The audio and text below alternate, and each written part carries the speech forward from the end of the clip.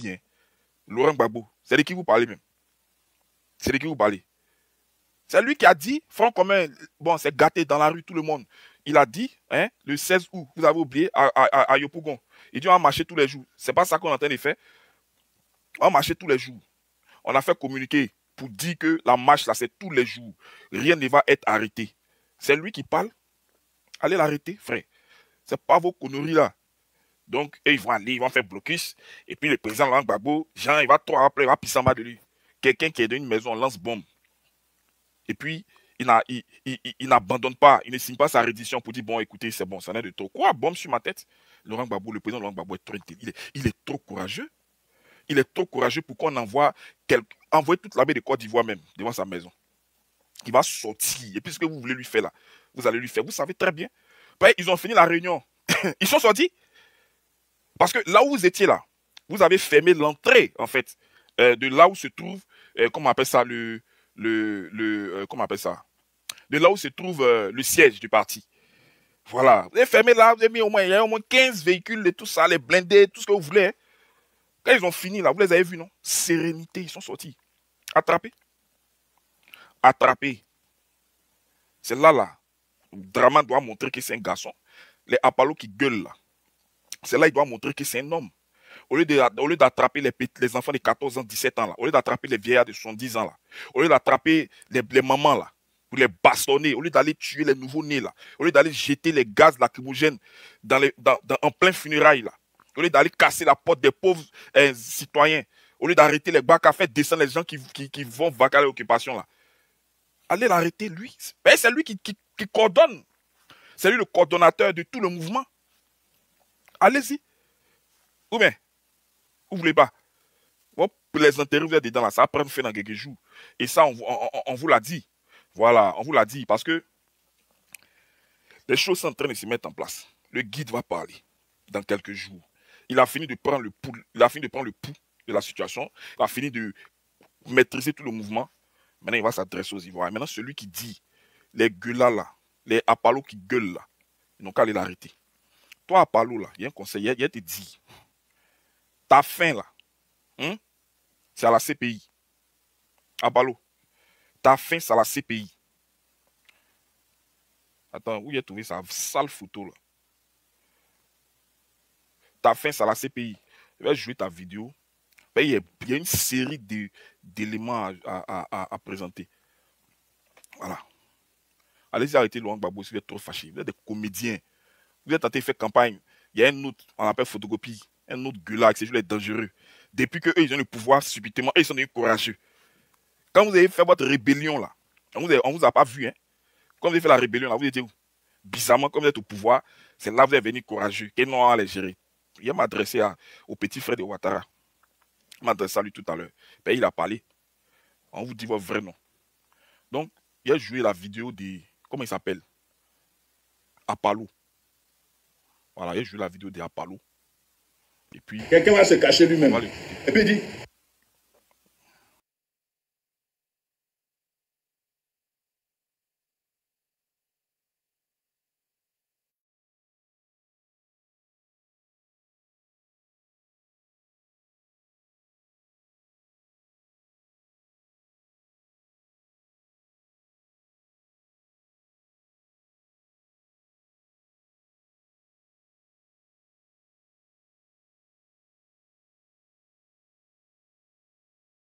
Quelqu'un va se cacher lui-même. Et puis il dit, je lance un mot d'ordre, allez-y vous battre, sortez. Pourquoi lui n'est pas sorti? Vous voyez comment lui, c'est un menteur. Lui, c'est un menteur. Hein. C'est un général félon. Ça dit c'est un menteur. Laurent Gbagbo qui a dit de prendre les rues pour les manifestations pacifiques là. Il s'est caché. Les gars, il faut qu'on se dise la vérité. Est-ce que Laurent Gbagbo, il s'est caché? Laurent Gbagbo ne se cache pas. Aïe. Toi, tu as venu dire que non. Celui qui dit donner les ordres à lui, il se cache. Toi, tu es un poltron. C'est toi qui te caches. C'est toi qui t'es caché derrière la rébellion pour livrer les petits gendarmes là pour qu'on les tue. Donc, il faut dire le nom du leader qui est caché là. Tu sais, en fait, les gars même là, c'est des comédiens même. C'est là que vous voyez que ceux-là, c'est des vrais plaisantins. Toi, tu as dit que Laurent Gbagbo, lui, il se cache pour parler.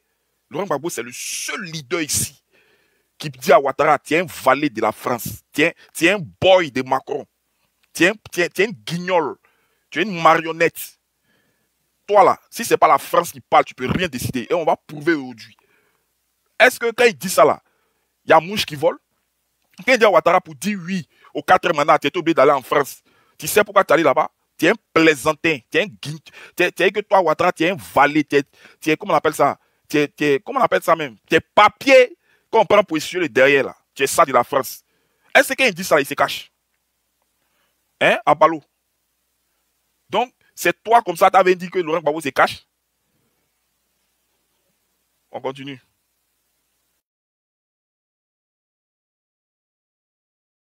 Quelqu'un va se cacher lui-même. Et puis il dit, je lance un mot d'ordre, allez-y vous battre, sortez. Pourquoi lui n'est pas sorti? Vous pouvez nous accompagner. Et vous sortez. Pour parler de son avenir, il faut vivre. Vous vous trompez. Depuis quand Laurent Gbagbo a dit aux gens de sortir, marcher, puis lui n'est pas sorti marcher? Laurent Gbagbo, on l'a toujours vu dans les marches. Le 18 février, là, en 92, ce n'est pas Laurent Gbagbo seulement qui était arrêté. Lui, sa femme, son ex-femme, son enfant, tout ça, là, toute une famille en prison. La dernière marche même du 11, là, Michel Gbagbo était là. Les leaders, là, ils étaient là. Les différentes marches qui ont été dites, qui ont été annoncées, là. Mais ils étaient là. Donc, qui dit d'aller marcher, puis il ne va pas marcher? Ou bien cet homme de personne? Celui qui le fait là, c'est Draman. C'est Draman qui était assis en France et puis le temps te dit, il va n'y avoir mi pays.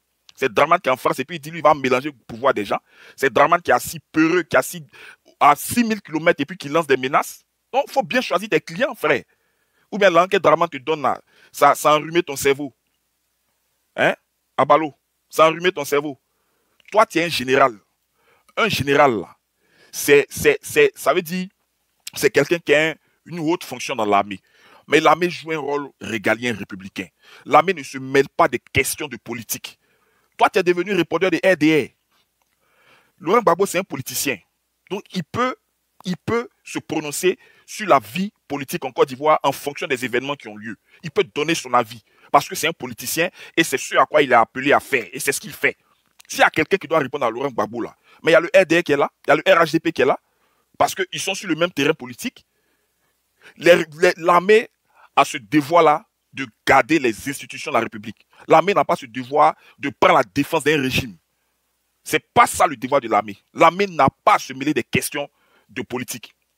C'est pour ça qu'il te dit que ta place est à la CPI. Elle te montre comment est-ce que ta place est à la CPI. On continue. Pour parler de son avenir, il faut vivre. Vous vous trompez lorsque vous créez les conditions pour affronter les forces de l'ordre. Parce qu'on ne peut pas accepter que vous coupez la route. Donc, vous voyez que Apollo est en train de nous dire que c'est lui l'ange de la mort. Vous voyez, non? Il est l'ange de la mort parce qu'il dit la chose suivante. Pour parler de son avenir, il faut vivre. Donc, ça veut dire que les Ivoiriens qui sont préoccupés justement par la question de leur avenir, qui est en train d'être hypothéqué par Alassane Ouattara, le simple fait de protester, le simple fait de s'ériger contre cette façon de faire de Ouattara là, ça mérite la mort. C'est ce qu'il est en train de dire. Donc lui, Apollo, il est l'ange de la mort pour le compte de Alassane Ouattara. Lui, Apollo, il va tuer tous les Ivoiriens qui vont s'opposer, en tout cas à la volonté de Ouattara, de faire un 4e mandat. C'est ce qu'il a dit. Parce que qu'est-ce qui fait que nous manifestions véritablement? On manifeste justement pour la question de notre avenir. Parce qu'on sait que si Ouattara est là pendant le 4e mandat, s'il fait son 4e mandat, il va hypothéquer l'avenir des Ivoiriens. Et comme on ne veut pas avoir notre avenir hypothéqué et celle de millions de générations passées, comment dirais-je, passées en tout cas dans une situation précaire, on a décidé mais d'agir en fonction de ce que la Constitution nous demande de faire. Toi, tu es un criminel, toi, un assassin, toi, un rebelle. Toi, tu as venu donner conseil. Toi, tu veux donner conseil à quelqu'un? Toi, tu veux donner conseil à quelqu'un? Toi, tu as tué les jeunes gendarmes, tu les as livrés à la rébellion. Tu as ouvert les portes de l'école de gendarmerie. Tu penses que ça, là, ça va passer par perte de profit? Ce n'est pas moi qui l'ai dit. On va jouer même la vidéo de ça. La vidéo qui t'incrimine, qui dit le rôle que tu as joué. Voilà, dans la prise de la Côte d'Ivoire par la rébellion. Tu as livré à la mort des jeunes qui étaient venus servir leur pays. Tu es un traître. Et les traîtres, là, on les traite en tant que tels. Tu as vendu la Côte d'Ivoire.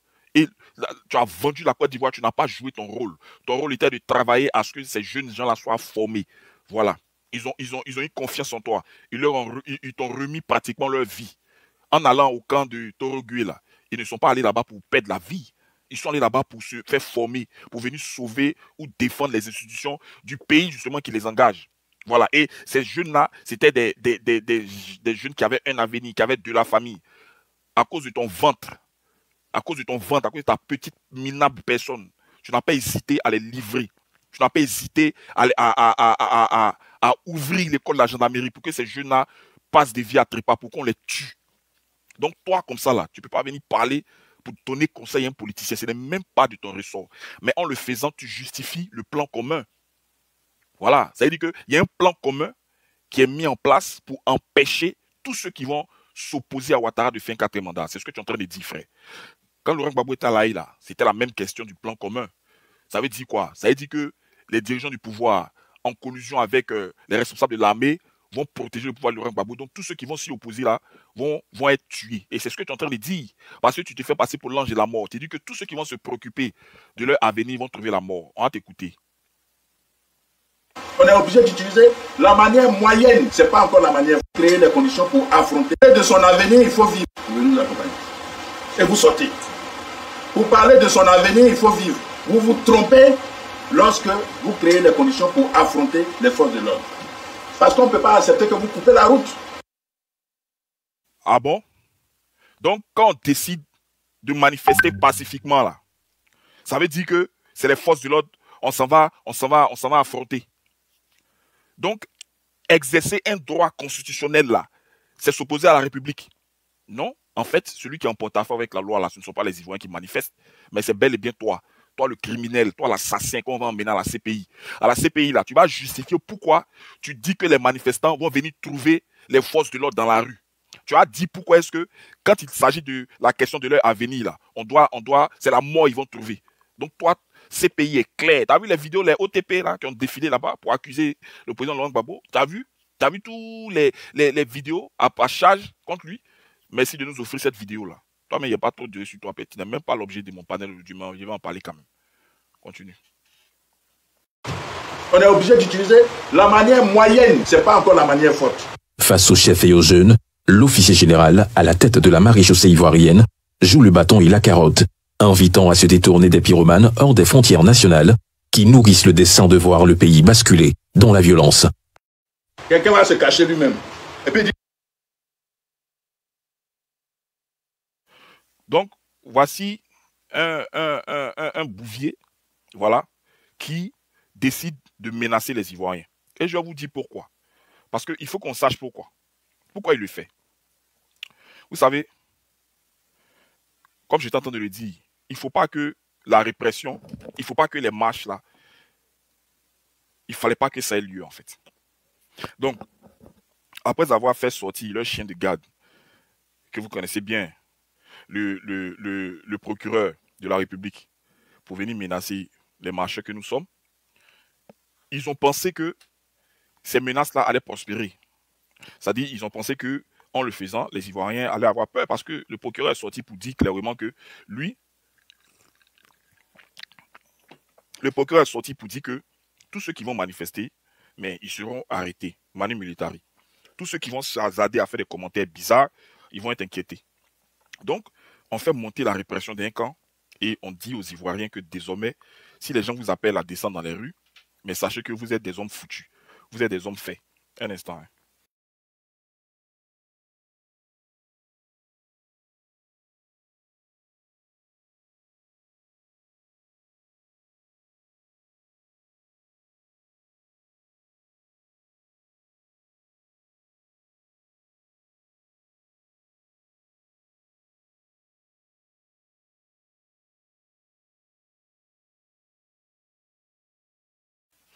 Excusez-moi. Bon, je ne sais même pas où j'en étais. Donc, on fait sortir Kone Brahma, le chien de garde de Ouattara, qui est, comment on appelle ça, qui est, excusez-moi.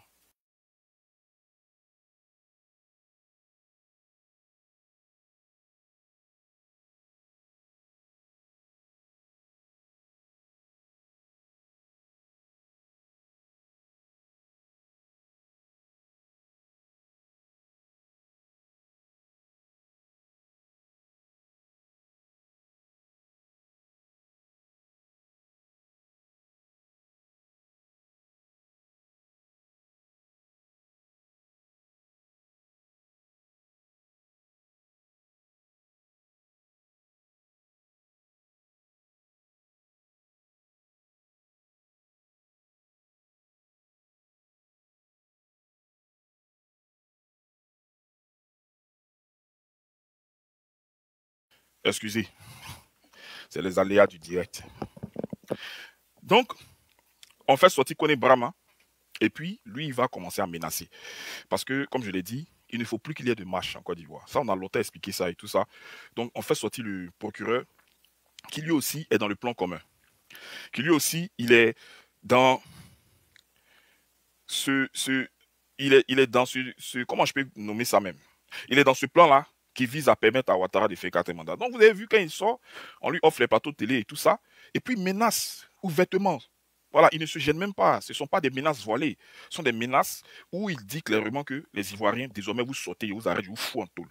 C'est une façon de nous intimider, c'est une façon de créer la peur. Parce que justement, vous savez qu'il ne faut pas montrer un vent de contestation. Parce que la garantie que Ouattara a donnée aux Français, c'est qu'ils maîtrisent la situation, donc ils n'ont pas à s'inquiéter. Vous savez que les intérêts sont économiques et d'ordre économique. Voilà, Bouygues, Bolloré, plein de structures françaises et tout ça, les gens ont besoin de préserver leurs acquis. Donc ils ont besoin d'une marionnette là qui va continuer de permettre ou de favoriser encore que leur business tourne pour qu'eux puissent encore se faire beaucoup d'argent. Donc il y a le côté économique, il y a le côté géostratégique, l'emplacement de la Côte d'Ivoire pour pouvoir contrôler l'Afrique de l'Ouest. Donc il y a tous ces enjeux là, vous savez. Mais ce qui peut mettre fin à ce plan là, vous le savez tous, c'est qu'il y a une révolution. C'est qu'il y a un soulèvement de la population. Parce que même si tu as 1000 chars, les 1000 chars ne peuvent pas tirer sur un peuple debout. Ça n'existe pas. En 2025, personne ne pourra prendre. C'est pour ça qu'il dit, ils vont essayer de nous intimider, mais ils ne pourront pas faire plus que ça. Parce que tous les projecteurs sont rivés, sont tournés vers la Côte d'Ivoire. Laurent Gbagbo est sorti, pourquoi ils n'ont pas arrêté? Ils sont allés prendre char pour mettre devant. Normalement, là, c'est blocus. Ils ne sortent pas. Ou bien, on a vu, ils l'ont déjà fait. Ils l'ont fait avec le président Riconan BDP à son âme. Voilà, on les stresse même.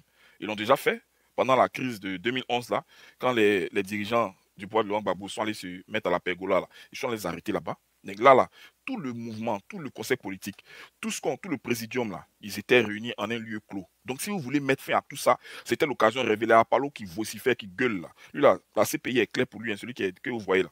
Donc, normalement, ils font monter en fait l'intimidation. Mais comme ça ne passe pas, vous voyez, malgré tous les dispositifs mis en place pour nous contraindre à ce qu'on ne puisse pas manifester, sortir, bloquer et tout ça, parce que c'est sûr de tous, voilà, les gens voient la réalité et tout ça.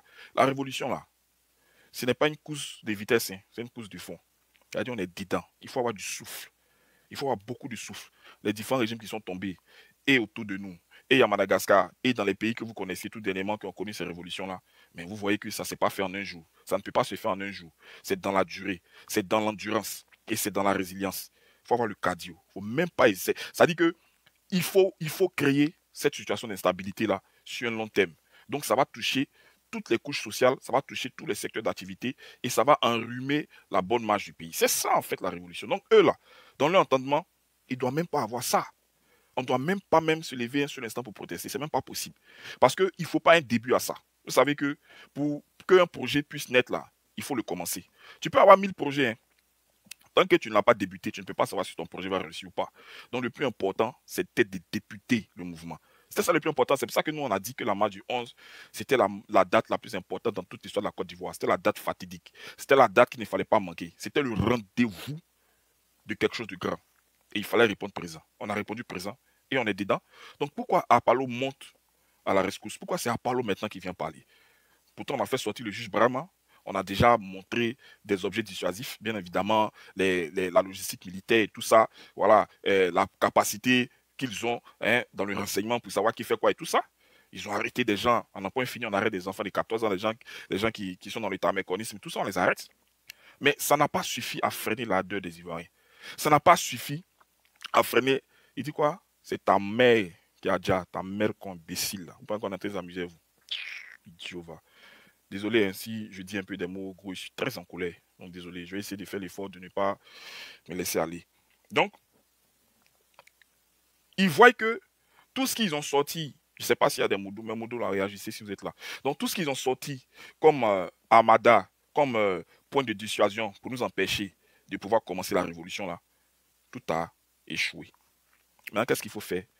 Il faut appeler celui-même qui est à l'origine des morts que vous voyez là. C'est qui? Le voici, il a sorti la tête de l'eau.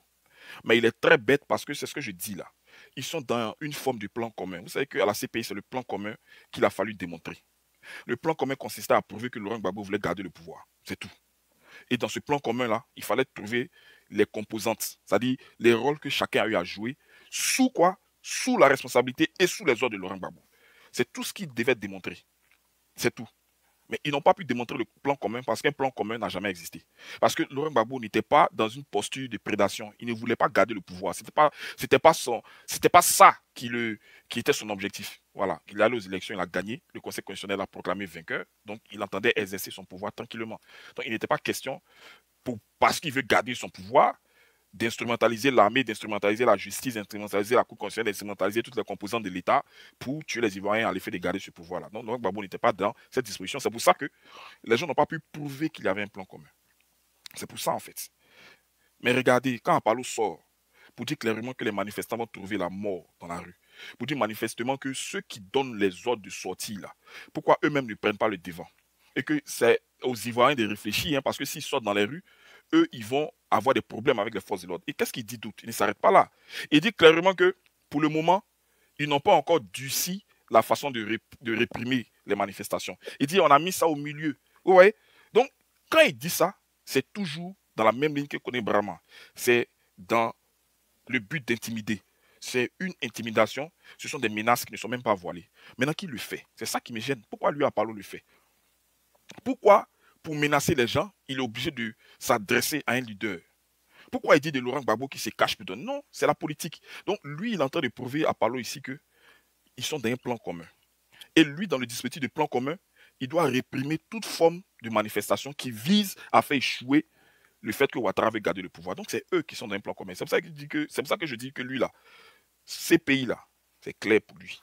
C'est propre. Ça. Lui-même, il sait. C'est à cause de lui que Ouattara et l'État de Côte d'Ivoire est allé signer la convention de Budapest pour arrêter Johnny Pacheco. Ou sinon, pour l'empêcher de parler, parce qu'ils savent que ce sera difficile de l'extrader et de l'arrêter.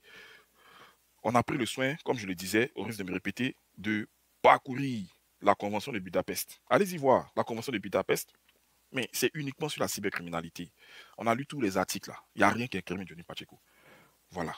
Et regardez bien que les chefs d'accusation contre lui là, ils n'ont pas inscrit dedans le fait que Johnny Pacheco dit qu'on baise la femme de Ouattara, Al-Safo baise la femme de Ouattara, ou bien Adjoumani donne, comment on appelle ça, des... Ils n'ont pas dit tout ça, parce que ça ne tombe pas sous l'un des articles de la Convention de Budapest. Ils ont créé tout et n'importe quoi. Regardez plus la chose qu'ils ont faite, et c'est là que j'ai compris véritablement qu'il faut faire taire Johnny Pacheco. Regardez, ils ont d'abord cherché à fermer ces chaînes, donc ces canaux de communication. Donc ça veut dire que la communication de Johnny Pacheco là, ce qui les dérange là, ce n'est pas qu'on dise que, comment on appelle ça, Dominique Ouattara s'est fait baiser. Ce n'est pas ça qui les dérange. Ce qui les dérange, c'est le fait de la communication qui est adressée à l'armée de Côte d'Ivoire en s'attaquant à Apalo. Parce que ça crée un malaise, et ça crée un vrai malaise qu'ils ont pu jauger. Ils ont pu voir l'impact de la communication de Johnny Pacheco sur l'armée, plus précisément sur la gendarmerie. Parce que vous savez, quand vous travaillez, vous avez besoin de récolter les fruits de vos efforts. Et vous savez que l'armée, ce n'est pas des gens qui sont, en tout cas pour les sous-officiers ou les soldats des rangs, ils n'ont pas une solde adéquate. Tu vois, non? Donc, là où ils peuvent vraiment arrondir, si je peux m'exprimer ainsi, leur fait de moi, c'est au travers des primes. Donc, il y a beaucoup de missions qui leur sont assignées. Voilà. Donc, c'est là qu'ils peuvent avoir un peu d'argent pour arrondir leur fait de moi et tout ça, mon cher. Mais qu'est-ce qui se passe? Il se passe que lui, là, Apalo, à cause de son ventre pourri, là, il se permet de détourner les émoluments et les primes de ces soldats-là à d'autres fins. Il fait tout et n'importe quoi. Donc, il y a une mauvaise gestion des fonds alloués au bon fonctionnement de la gendarmerie.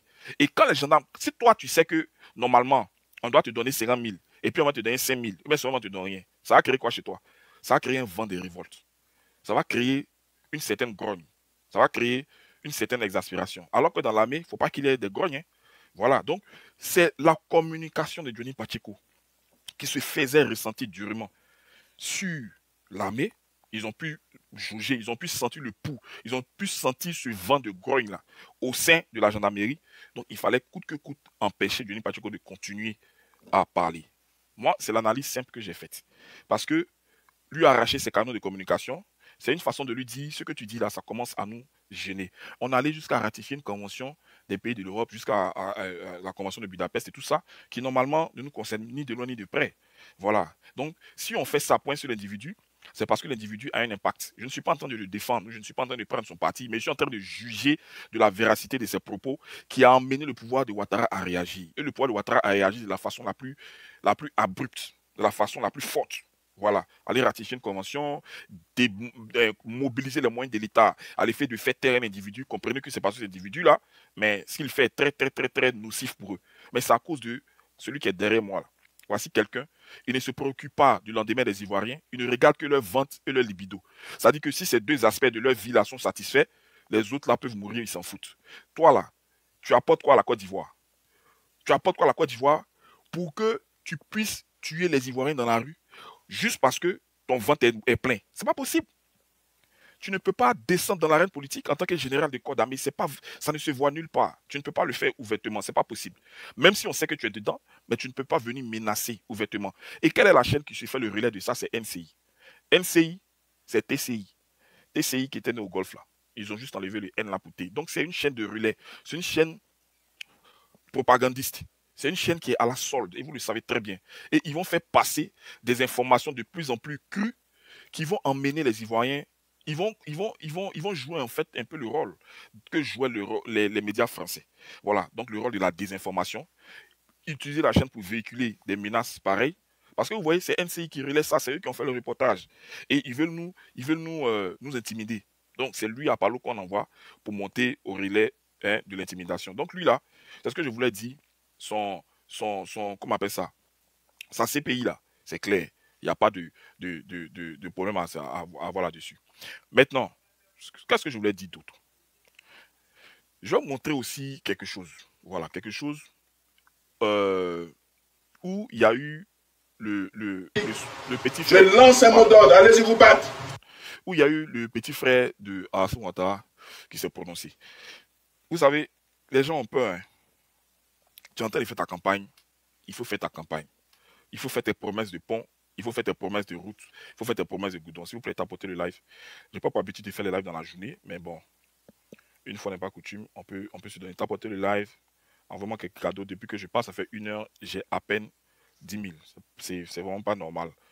C'est vraiment pas normal. Tapoter, envoyer des cadeaux si vous voulez. Mais surtout tapoter. Je pense que tapoter là, c'est gratuit. Hein. Pourquoi on le fait? Vous savez qu'on a toujours des rapports où les gens nous signalent pour rien en fait. Voilà. Parce que bon, ils ne veulent pas qu'on communique. Ce qu'on dit est beaucoup gênant. Et puis ça met à mal toute cette communication qui s'efforce à faire là. Donc il faut nous aider à ce que nos lives là ne soient pas attaqués inutilement. Voilà, au risque de nous faire taire. Voilà, donc on travaille ensemble. Pendant que nous on parle, vous tapotez. Donc chacun joue son rôle. Ok? Il y a. On va écouter quelqu'un. On va écouter quelqu'un. Et on va voir ce qu'il a dit. Je vais. Un instant. On va l'écouter. Le temps de positionner son moment. Voilà. Voilà. Excusez. Hein.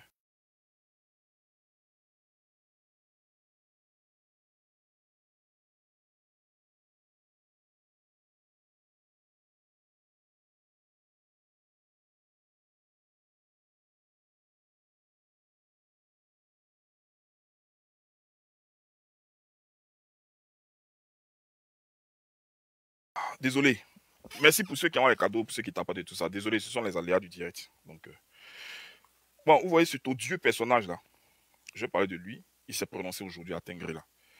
Vous voyez ceux-là? C'est des gens qui ne sont rien, qui n'étaient rien, qui ne seront jamais rien. Il a fallu qu'il y ait une rébellion pour on sache qui ils sont. On ne les connaissait pas. Ils n'ont jamais aidé à la construction de ce pays. Ils n'ont jamais aidé à mettre en place les fonds baptismaux de la Côte d'Ivoire. Ils n'ont été utiles nulle part. Voilà, c'est des gens qui sont restés dans l'inconnu. Mais l'inconnu la plus totale. On ne les connaît pas. On ne sait pas c'est qui. Vous savez ce que je veux dire? On ne sait pas c'est qui. Ils n'ont jamais rien apporté à la Côte d'Ivoire. Ni en bien, ni en mal si. Ils ont fait beaucoup de choses. Mais ils ne sont absolument rien. Du jour au lendemain, par le truchement d'une rébellion, ce sont ceux-là qui gouvernent la Côte d'Ivoire. Mais on veut savoir leur fait d'âme. Qu'est-ce que ces gens-là ont eu à accomplir comme, je ne sais pas, bonne œuvre dans leur vie? Vous ne trouverez rien. Allez-y fouiller sa biographie. Allez-y voir son parcours éducatif, académique, son parcours professionnel. Vous ne verrez rien d'intéressant. Donc ce sont des véritables tonneaux vides. Des gens qui sont apparus comme un cheveu sur la soupe. Hein? Les gars, tapotez, hein, s'il vous plaît. Donc je disais des gens qui sont apparus comme un cheveu sur la soupe dans le gotha politique ivoirien. Et c'est aujourd'hui ceux-là, ces énergumènes, des gens sans foi ni loi, des gens qui n'ont jamais fait le fait d'âme. C'est eux qui viennent bouleverser l'ordre établi en Côte d'Ivoire. C'est eux qui viennent détruire un pays qui a été bâti dans des conditions de dur labeur. Et c'est ceux-là aujourd'hui qui sont les héros. C'est ces gens-là qui se permettent de menacer.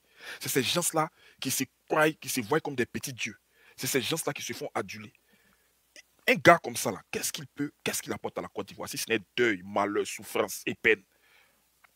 Qu'est-ce que ça fait d'âme? En quoi est-ce qu'il s'est illustré? On dit non, mais c'est sécurité. Lui, il peut protéger quelqu'un, lui. Il peut faire quelque chose de bien, de bon pour la Côte d'Ivoire. Ceux-là, ils vont payer au prix le plus fort l'acte criminel qu'ils ont eu à porter contre notre pays. C'est des gens comme ça, là, qui sont en train de nous faire souffrir, qui sont en train de nous détruire, de nous tuer inutilement. Qu'est-ce qu'il a fait de nouveau? Dites-moi.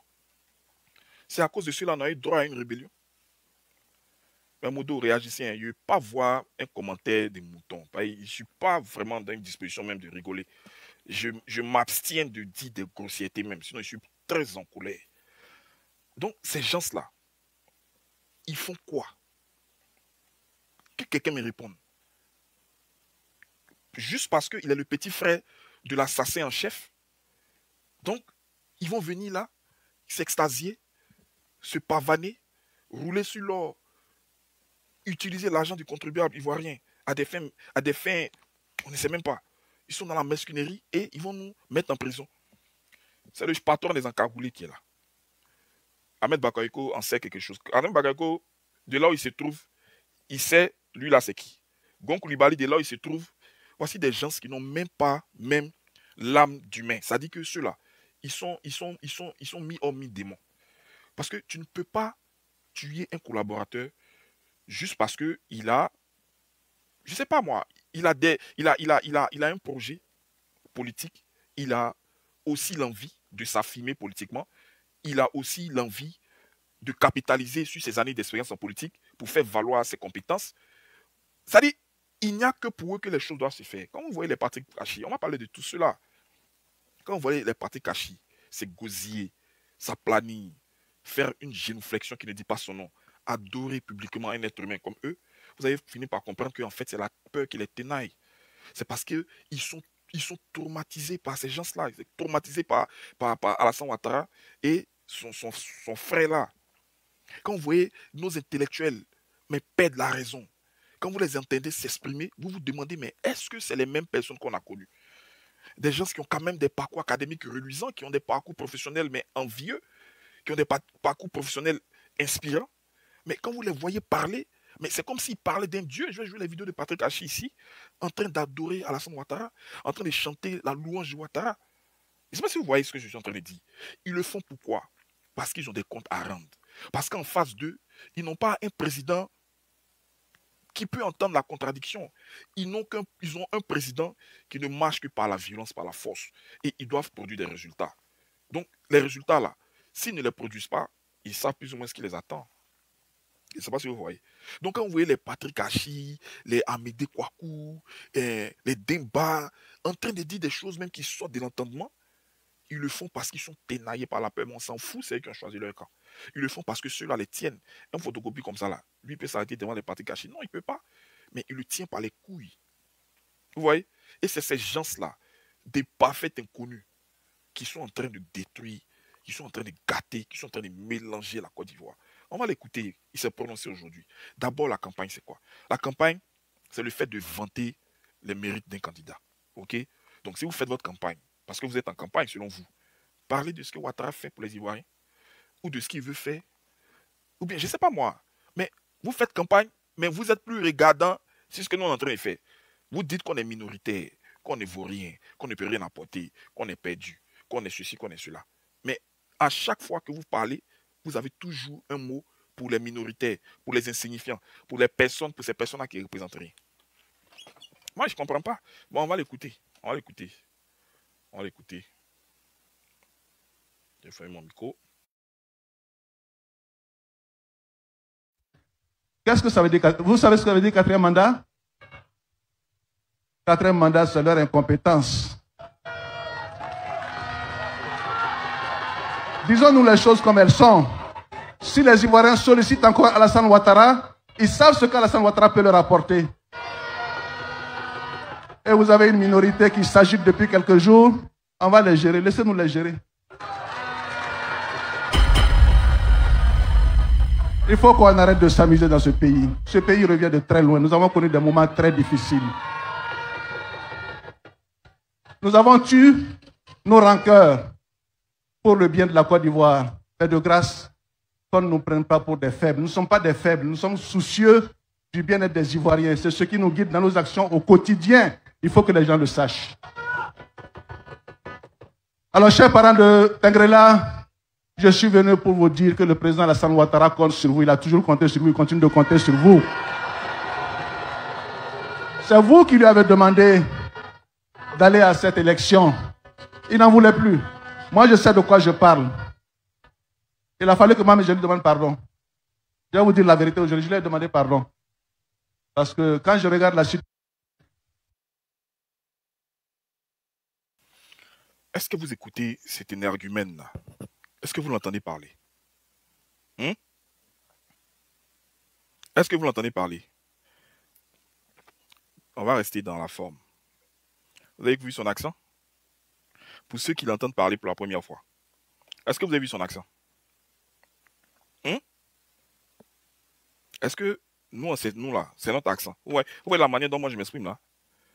Et puis lui, la façon dont il s'exprime, c'est pareil. Donc, en fait, ça, c'est pas l'accent que nous, de chez nous. Regardez par exemple, nous qu'on a ici, dans les pays où nous sommes là, on est tous noirs, hein, mais bon, c'est des pays développés. Donc, quand on se croise, si on ne parle pas l'anglais et qu'on parle en français, on se reconnaît par nos accents. Donc, quand je parle, le gars, il dit « Oh, toi, t'es ivoirien ».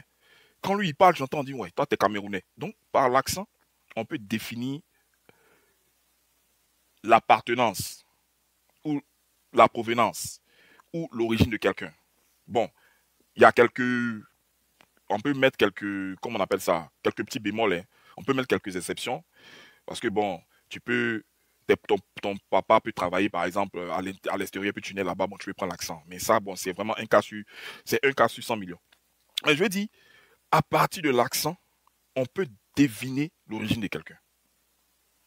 Et dans la diaspora, bien évidemment, on se reconnaît ou on se dissocie, ou on se reconnaît, c'est mieux là, par notre accent. Donc rien que par l'accent, je peux préjuger de l'origine de quelqu'un. Est-ce que nous on parle comme ça? C'est pour ça qu'il dit, c'est des gens qu'on ne connaît pas. Lui là, on le connaît, moi je ne le connais pas. Moi je ne sais même pas c'est qui. Voilà. C'est quand Alassane Ouattara a sorti la tête de l'eau, qu'on dit il a son petit frère qui lui ressemble comme deux gouttes d'eau. En fait, c'est quoi? Le petit frère ne vaut que parce qu'il est le frère du chef, c'est tout. Donc voici son mérite. Pour être ministre de, je ne sais pas moi, ministre présidentiel, c'est ça non? Il était ministre présidentiel. Après, je ne sais pas. On ne sait pas c'est qui, ils sont d'où. Ouais. Et c'est ces gens-là, de parfaits inconnus. Des gens qui ne connaissent pas l'histoire de la Côte d'Ivoire, qui n'ont pas participé, qui n'ont pas contribué au raffermissement de nos liens en tant qu'Ivoiriens. Ces gens-là sont venus avec la facilité la plus déconcertante, mais déchirer le tissu social qui existait entre nous les Ivoiriens. Parce qu'ils ne nous connaissent pas. Vous comprenez?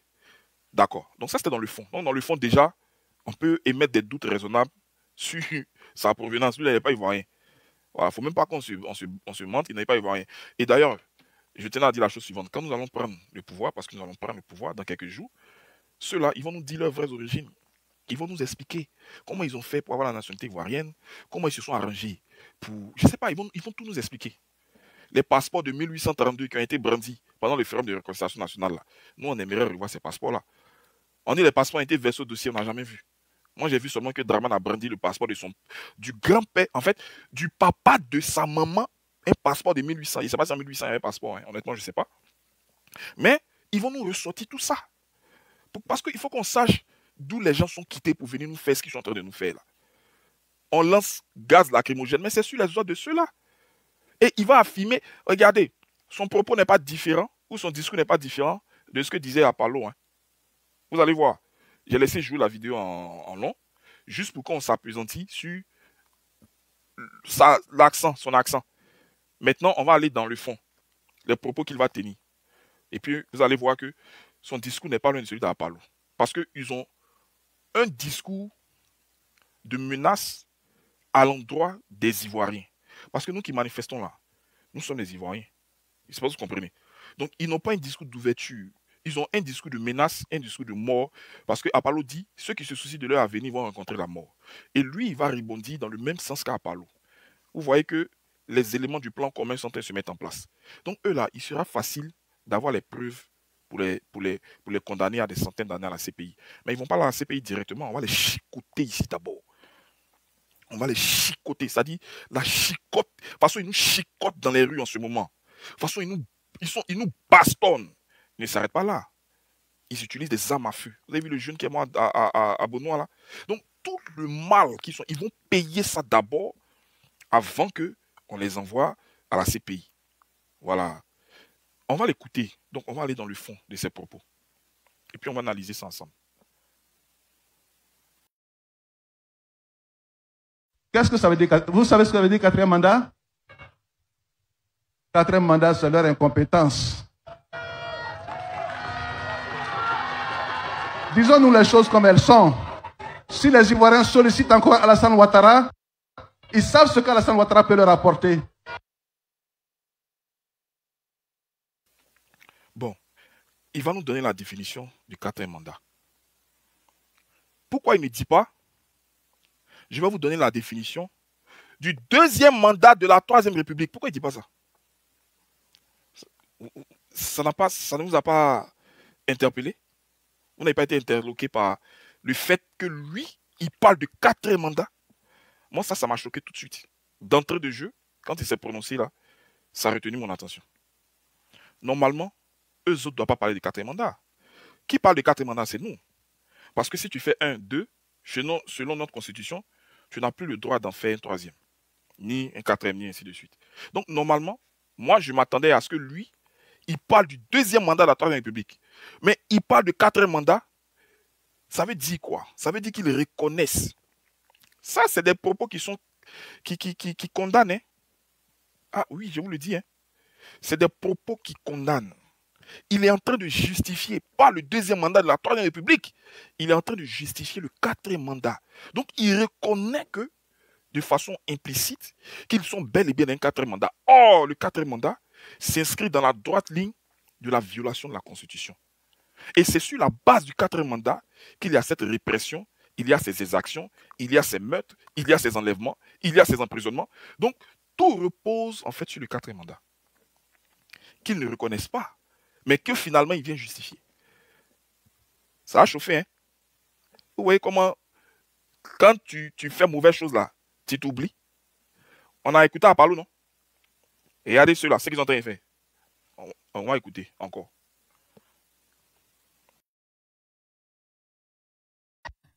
Qu'est-ce que ça veut dire? Vous savez ce que ça veut dire quatrième mandat? Quatrième mandat, c'est leur incompétence. Disons-nous les choses comme elles sont.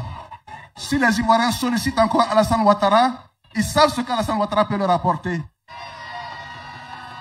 Et vous avez une minorité qui savent. Vous savez ce que ça veut dire quatrième mandat? Il ne dit pas, vous savez, ce que veut dire deuxième mandat de la Troisième République.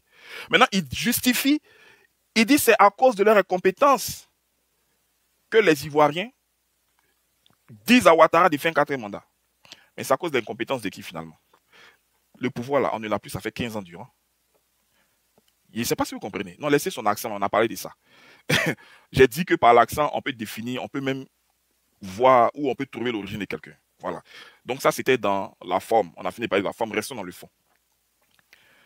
Il dit, c'est à cause de leur incompétence que les Ivoiriens ont sollicité Alassane Ouattara pour un quatrième mandat. Parce qu'il justifie. Il dit, vous savez ce que veut dire quatrième mandat? Quatrième mandat, c'est leur incompétence. Donc c'est parce que ils ont été incompétents. Mais ça fait combien d'années on n'est plus au pouvoir? Ça fait plus de 10 ans. Mais en 10 ans, on peut effacer, mais largement, selon vous, on peut effacer les travers ou, je ne sais pas moi, les mauvaises actions d'un pouvoir qui a existé.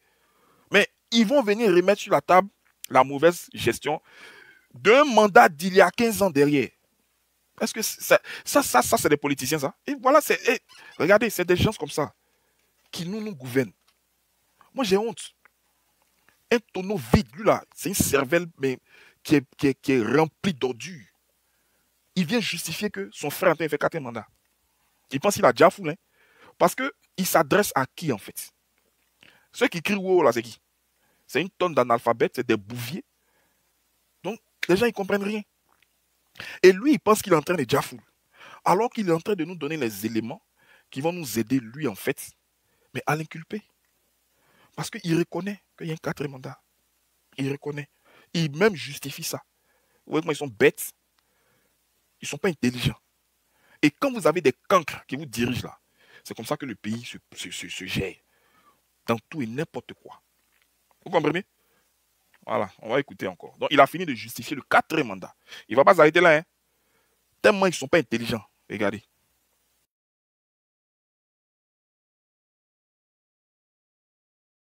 Alassane Ouattara peut le rapporter. Disons-nous les choses comme elles sont. Si les Ivoiriens sollicitent encore Alassane Ouattara, ils savent ce qu'Alassane Ouattara peut leur apporter. Et vous avez une minorité qui s'agite depuis quelques jours. On va les gérer. Laissez-nous les gérer. Ce discours-là ne vous rappelle pas le discours d'Apollo que nous avons écouté tout à l'heure? Apollo qui dit que nous qui manifestions, nous allons le rencontrer dans les rues. Que nous qui manifestions, nous avons droit à la mort. Parce qu'il dit la chose. Pour parler de son avenir, il faut être en vie. Alors que quand les Ivoiriens sont en train de manifester là, c'est parce qu'ils se soucient de leur avenir. Mais Apollo leur promet la mort parce que justement ces Ivoiriens-là se soucient de l'avenir. Donc, lui, il va dans la même ligne qu'Apollo parce qu'il dit quoi? Cette minorité-là, on va les gérer. Ne vous préoccupez pas, on va les gérer. Comment est-ce qu'ils sont en train de nous gérer? La gestion dont il parle, là, à laquelle nous faisons face là, c'est quoi? C'est les meurtres. Un bébé qui est mort. On a lancé lacrymogène dans la maison et on est venu bastonner tout le monde. La mort s'en est suivie. Les manifestants aux mains nues ont été arrêtés. Les modos, il a mis modo pour que vous m'aidiez. Il ne peut pas faire 2 choses à la fois. Je ne peux pas me concentrer pour parler et puis en même temps m'occuper des commentaires. Voilà. Donc, merci Tanguy. Donc, Apollo dit qu'il va nous tuer. Il a dit ouvertement. Il dit que ceux qui vont dans la rue vont rencontrer la mort. Parce que nous avons répondu à l'appel d'un dirigeant qui lui-même ne se décide pas à venir nous accompagner dans la rue. C'est très important, c'est très fort. Ça veut dire quoi? Ça veut dire que nous autres là, qui décidions en fait juste de venir exercer un droit constitutionnel, la gestion que pourraient faire les forces de l'ordre sur notre manifestation, c'est de nous encadrer. Parce que c'est ce que leur dit la loi et la Constitution. Ils ne peuvent que nous encadrer. Ils ne peuvent que sécuriser la marche. Mais vous voyez comment est-ce qu'eux, ils gèrent les manifestations? Les manifestations qu'ils gèrent là sont suivies de répression. C'est-à-dire qu'en fait, ce n'est même pas une gestion de la manifestation, c'est juste une répression, mais à ciel ouvert. Ça veut dire quoi?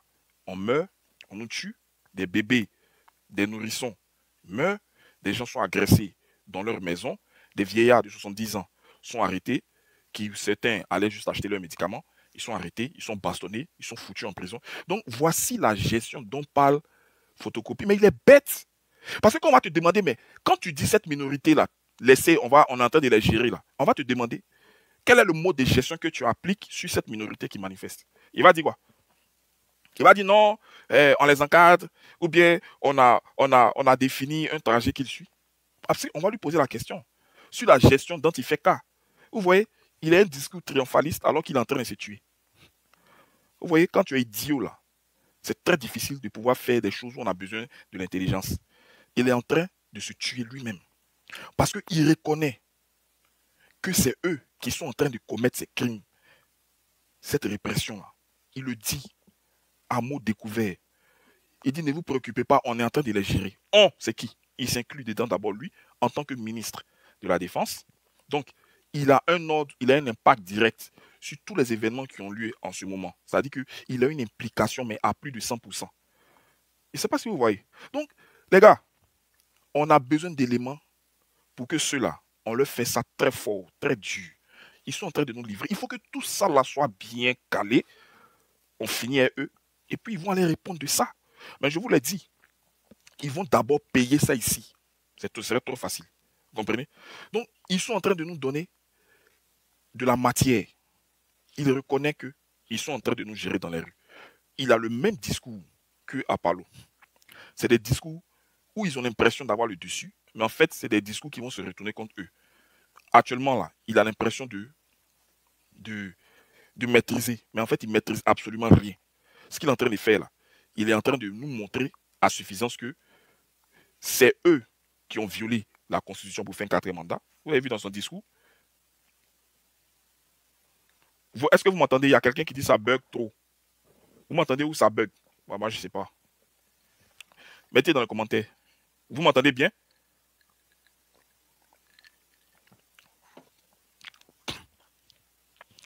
Vous m'entendez bien?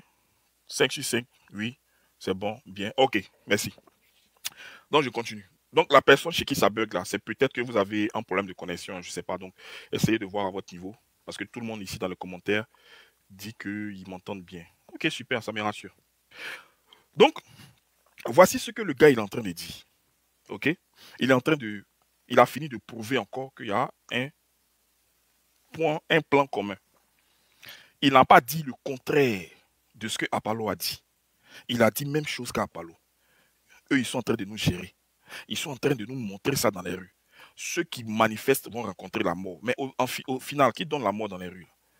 Parce que la rue tue pas, à ce que moi je sache. Tout de suite, moi je sors et puis je marche dans les ruelles de là où je vis, je ne vais pas rencontrer la mort. À moins qu'il y ait quelqu'un qui m'attende pour me donner la mort. Et c'est ce qu'eux ils disent en fait. Il est en train de dire, tout comme Apollo, qu'ils sont en train de nous gérer. Maintenant, est-ce que nous agissons en toute illégalité? Parce que ce qui nous permet de manifester, c'est parce que justement l'arrêté préfectoral est frappé du sceau de l'illégalité. C'est un arrêté qui est illégal. Voilà. Parce que, qu'est-ce qui se passe? Sur le volet de la Constitution, en l'état actuel des choses, on permet à un groupuscule de pouvoir exercer leurs droits constitutionnels. Parce que vous voyez dans les régions ou dans les zones où ils font, comment on appelle ça, leur soi-disant campagne, les gens marchent. Ils ont la liberté d'exercer leurs droits constitutionnels, de marcher. Mais quand ils marchent là, est-ce que les Apollo là vont les gérer? Est-ce que les Apollo là, ils vont gérer ceux qui marchent, qui protestent, qui font la fête pendant la campagne? Non. Il n'y a pas les militaires pour les chicoter, il n'y a pas l'armée pour leur tirer des gaz lacrymogènes, il n'y a pas, comment on appelle ça, des coups de feu à balles réelles qui sont tirés sur eux. Parce qu'ils sont en train d'exercer un droit constitutionnel, c'est-à-dire protester, marcher, librement manifester. Maintenant, ce droit-là est dénié aux mêmes citoyens de ce pays. Il y a ce même droit qui est accordé aux autres, qui est interdit aux autres. Ça veut dire quoi? Ça veut dire qu'en fait, il y a une question des préférences qui s'appuie, qui s'établit sur un plan bien outillé pour faire taire, réprimer, tuer ceux qui s'opposent à la volonté de faire un 4e mandat qu'il vient de justifier. Donc, moi, je suis très à l'aise quand je vois ça. C'est une question de temps. C'est une question de temps, parce que moi, je me rappelle, même au temps du président Rekonan Bédié et tout ça, les discours triomphalistes ont toujours eu lieu. Même sur la mandature de Laurent Gbagbo, quoique ayant quand même un caractère beaucoup plus humble, mais on était sûr de notre fait, vous comprenez? Et ceux-là, en ce moment, ils ont l'impression, et heureusement, ce n'est que l'impression. Ils pensent qu'ils ils maîtrisent tout. C'est pour ça qu'ils se laissent aller. Ils ne contrôlent même pas ce qu'ils disent. Donc, moi, ça me réjouit. OK? Parce que dans cette simple vidéo, il y a beaucoup d'éléments qui nous aident à comprendre qu'il y a un plan commun pour maintenir Ouattara au pouvoir. C'est ça, en fait. Et ce plan commun-là fait des morts pour que Ouattara fasse un 4e mandat. Parce que lui-même, Birahima, là, il n'a pas parlé du 2e mandat de la 3e République. Il a bel et bien parlé du 4e mandat. Donc, il reconnaît qu'ils sont dans un 4e mandat. C'est fort, hein? Ok. On va continuer. J'ai pas mal de vidéos à vous faire jouer aujourd'hui.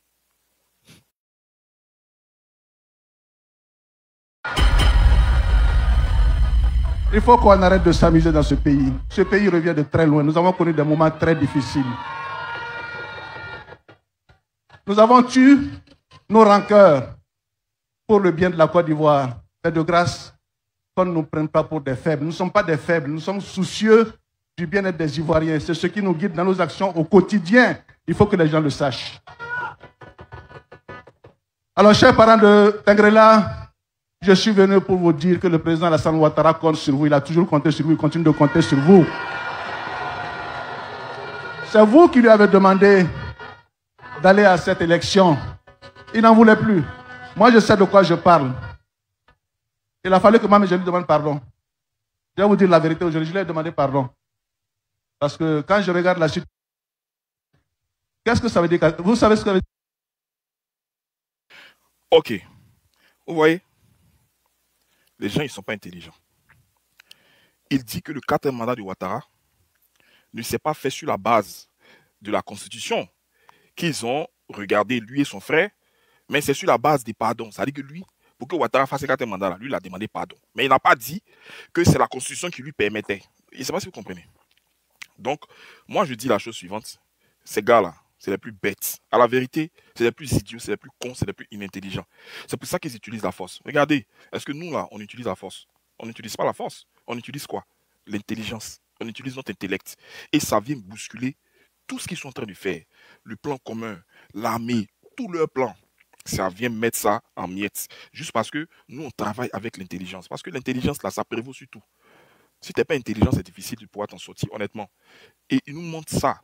Ils nous montrent qu'avoir les armes, avoir l'argent, avoir les moyens de l'État et tout ça ne garantit pas un pouvoir d'être là longtemps. Bien au contraire. Mais c'est plutôt la force des idées. C'est ça qui prévaut en fait sur tout. Laurent Gbagbo est venu à bout de Robert Gueye. Robert Gueye, c'était un ancien chef d'état-major. C'est un militaire, c'est un général de corps d'armée. En plus, c'était un président. Mais vous voyez que tout l'arsenal dont il jouissait là n'a pas pu lui garantir sa place de président. Parce que Laurent Gbagbo a fait prévaloir quoi? Mais la force de ses idées, la force de l'argument. Donc ceux-là, c'est des bêtes. Et il faut les regarder comme ça. C'est des idiots, c'est des cons. C'est pour ça que nous, on a mal que des gens qui n'ont aucun mérite nous traitent de la sorte. Nous, on a mal. Les enfants de la Côte d'Ivoire qui ont donné un nom à ce pays. Parce qu'à l'extérieur où nous sommes là, on était quand même respectés. On n'est pas respecté parce qu'on avait beaucoup d'argent. Pas forcément. On est respecté parce qu'on a été formé par la Côte d'Ivoire. La Côte d'Ivoire a formé de l'excellence. La Côte d'Ivoire a formé des gens intelligents. La Côte d'Ivoire a bâti des hommes. Vous voyez, la Côte d'Ivoire n'a pas sorti ce genre d'énergumène là que vous voyez en train de s'exprimer là, dont même la voix fait penser à qui vous savez. Vous voyez? Et c'est ça. Ça montre que ceux-là, mais ce ne sont pas des produits sortis de l'école ivoirienne. Ça dit que la Côte d'Ivoire n'a pas produit ce genre de personnes. Laurent Gbagbo, tous les autres cadres, éminents cadres de la Côte d'Ivoire, ceux qui ont permis de regarder la Côte d'Ivoire comme nous la voyons aujourd'hui là, mais ils viennent de l'école de la Côte d'Ivoire. Quand Patrick Achi dit à Ouattara, en 2011, il n'existait plus aucun réseau routier. Et avant même de commencer à faire des routes, tu as d'abord réhabilité le réseau routier entier. Mais j'ai mal au ventre. Moi, je tombe des nues. Mais je suis ahuri. Mais je ne comprends pas. Mais on marche la tête à l'envers. La Côte d'Ivoire n'avait pas de réseau routier en 2011. Attends. Quand même ils disent que toutes les institutions étaient détruites, mais c'est faux. En 2011, il y a eu quoi? Quel est l'édifice de l'État qui a été atteint? À part la résidence du président Laurent Gbagbo. Est-ce qu'on a bombardé le palais présidentiel? On a bombardé la primature? Est-ce que l'Assemblée nationale a été bombardée? Moi, je pose des questions, je ne sais pas, aidez-moi. Est-ce que, je ne sais pas, dites-moi quel édifice de l'État qui a été bombardé?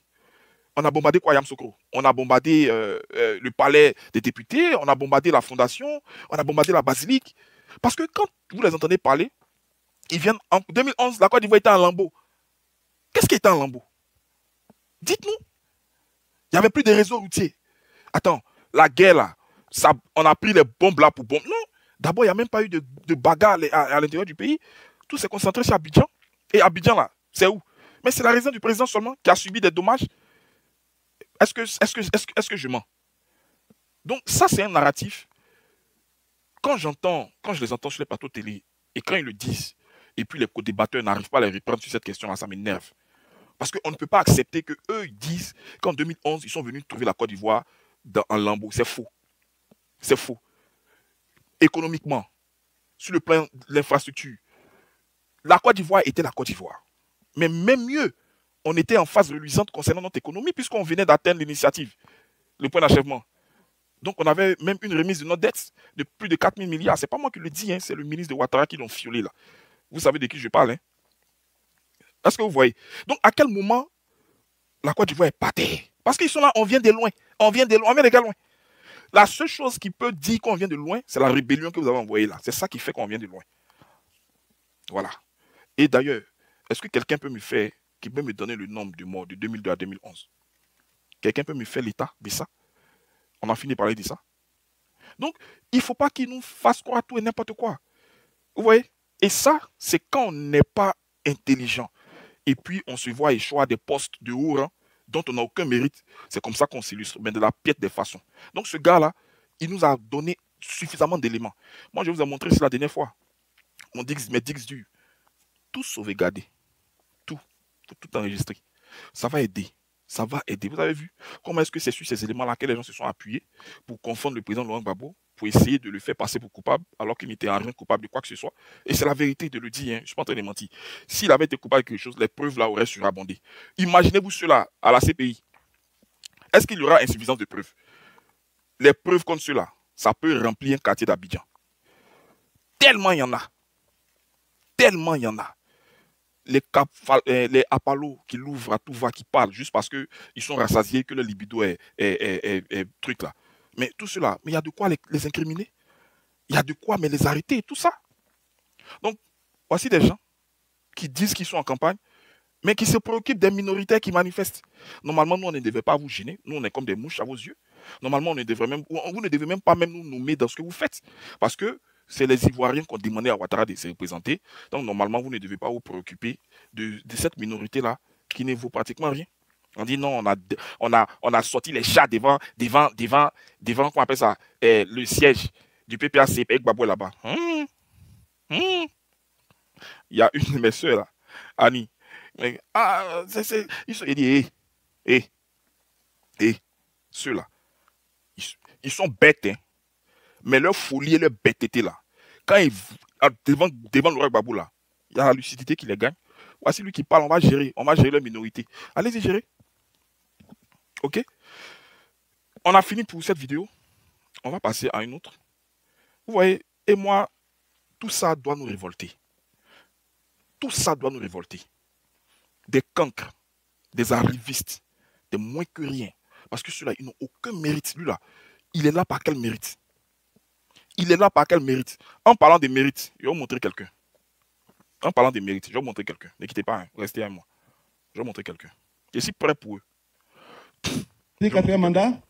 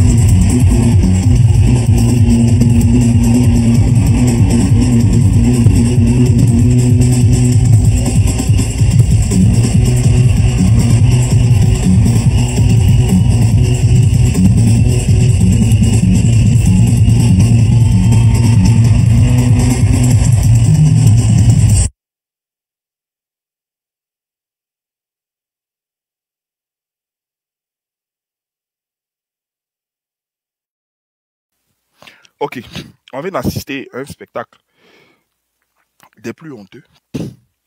Voici ceux qui sont méritants en Côte d'Ivoire. Est-ce que vous voyez? Parce que je suis en train de parler de mérite. Voici des gens qui sont méritants. Celle qui est en train de se trémousser là, avec son postérieur rempli de, je ne sais pas moi là. Ce sont ceux-là qui nous gouvernent et qui vont traiter d'éminentes personnalités, qui vont les traiter de zouzou. Celle-là, qu'est-ce qu'elle apporte à la Côte d'Ivoire? Où est le mérite qu'elle a? Je vais vous donner un exercice. Allez-y sur la page du ministère qu'elle dirige et allez regarder son niveau. Sur son ministère à elle, ça veut dire qu'ils avaient la latitude de modifier même les choses là-bas, même de créer, d'inventer des trucs là-bas pour lui donner une certaine carrure. Mais c'est des gens qui n'ont même pas bac plus 2. Mais c'est des gens qui n'ont aucun niveau intellectuel. Il n'y a aucun parcours, il n'y a rien, c'est vide, c'est zéro. Et les voici en train de se trémousser, en train de remuer leur popotin. Voici le mérite qu'ils ont, juste parce qu'ils ont un postérieur Et c'est pas moi. Et c'est eux-là qui sont en train de nous tuer dans les rues. Parce que nous nous soucions de l'avenir de la Côte d'Ivoire. Parce que nous pensons que il faut que les Ivoiriens subsistent. Il faut que les Ivoiriens puissent vivre. Parce que c'est notre pays à nous. C'est ceux-là qui nous gouvernent. C'est à ceux-là qu'on doit remettre le pays. Ce sont ces gens-là comme ça qui vont traiter Laurent Gbagbo, le président du PDCI, toutes ces personnes-là de Zozo. Non, si ça seulement, moi je pense que ça seulement, ça doit nous révolter. On n'a même pas besoin de se faire réprimer. Le simple fait de se faire diriger par des cancres, par des analphabètes, des semi-lettrés, mais ça devait nous mettre hors de nous. Ça devrait même déjà nous révolter. Parce que c'est la Côte d'Ivoire quand même. Vous n'avez pas vu les dirigeants que la Côte d'Ivoire a eu durant toutes ces années-là.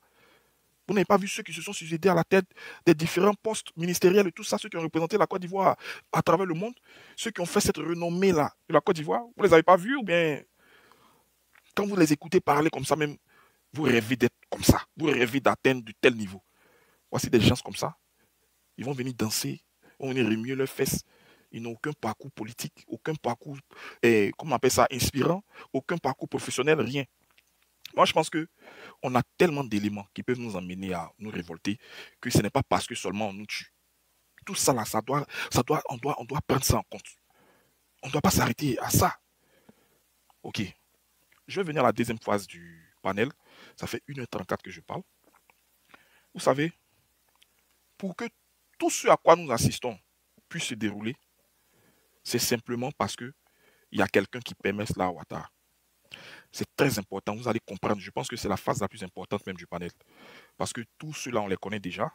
On sait ce qu'ils sont, on sait ce qu'ils font. On a mis en lumière certains faits ou certains discours qu'ils ont eus qui, pour moi, les condamnent. On a fait ça ensemble. Mais on va venir à la partie la plus importante pour moi. Vous savez, si tu veux combattre mal, si tu ne le combats pas à la racine, le mal va toujours perdurer. C'est comme un arbre.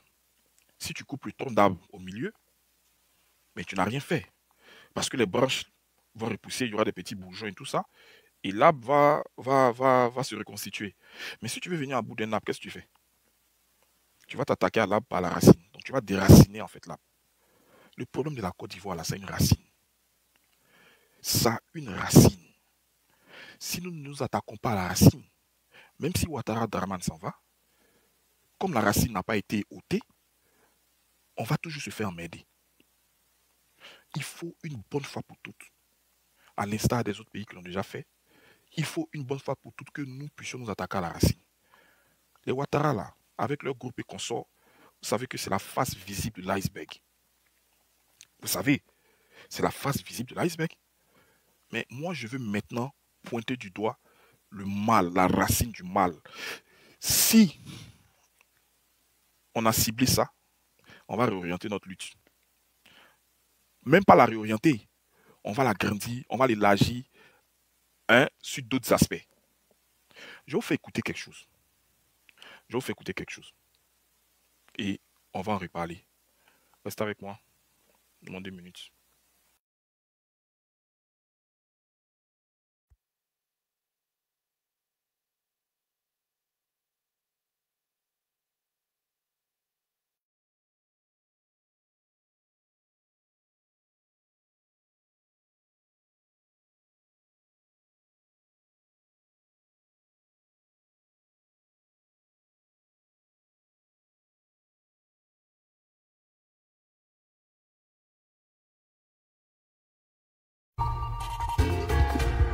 Édition spéciale sur France 24, ne dites plus France-Afrique, mais dites Afrique-France. C'est le nom du sommet de Montpellier qui a lieu. Dans le sommet de la clarification. Monsieur le Président, parler dans son sens, je vois très bien la question que vous allez exprimer. On va suivre ensemble l'élément qui vient. Je sais que vous connaissez déjà cet élément-là. Je sais que vous l'avez déjà suivi. Profitez pour tapoter, s'il vous plaît. Ok, c'est déchargé. Ok, on va suivre ensemble cet élément-là. On va jouer cette vidéo. On va la commenter un peu. Je vais jouer une autre vidéo. Et puis, on va voir ce qu'il a lieu de faire. Si Ouattara fait tout ça, ça a un nom. Ça a un nom. Ouattara ne pourrait jamais se permettre, se donner le luxe de nous tuer de façon ouverte sans qu'il n'y ait des gens qui puissent s'insurger. C'est pas possible. Il y a quelqu'un qui est à la base de tout ça. Mais je vais jouer une vidéo que vous connaissez déjà. Mais je veux quand même qu'on la rejoue pour...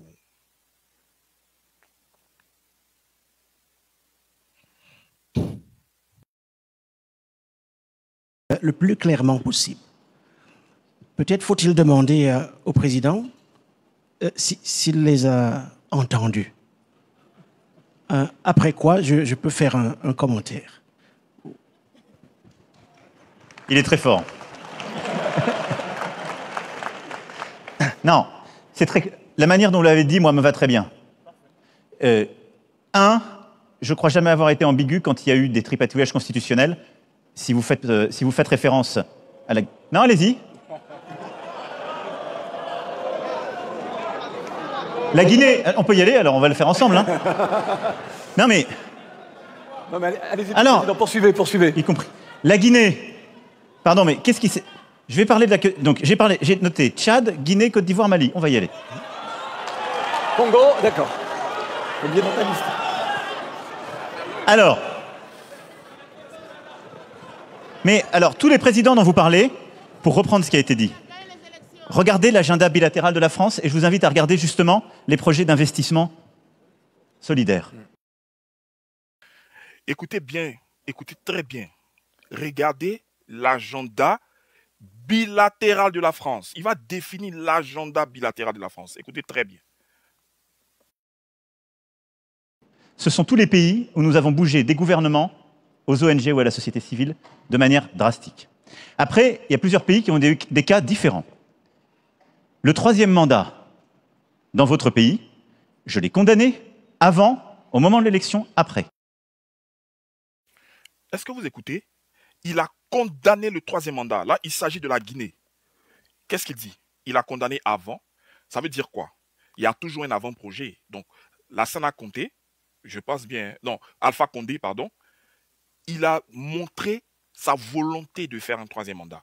Donc, quand il a montré sa volonté de faire un troisième mandat, le président français, il le dit ouvertement qu'il a condamné avant, pendant. Pendant, c'est quoi? Pendant, c'est pendant que les élections se déroulaient. La France s'est illustrée de la manière la plus forte et de la manière la plus vive. Contre le troisième mandat en Guinée, est-ce que c'est moi qui suis en train de dire ça? Non. C'est qui? Le président de la France.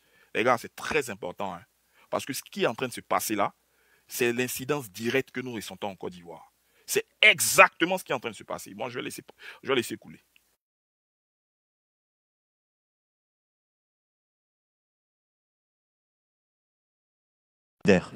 Ce sont tous les pays où nous avons bougé des gouvernements aux ONG ou à la société civile de manière drastique.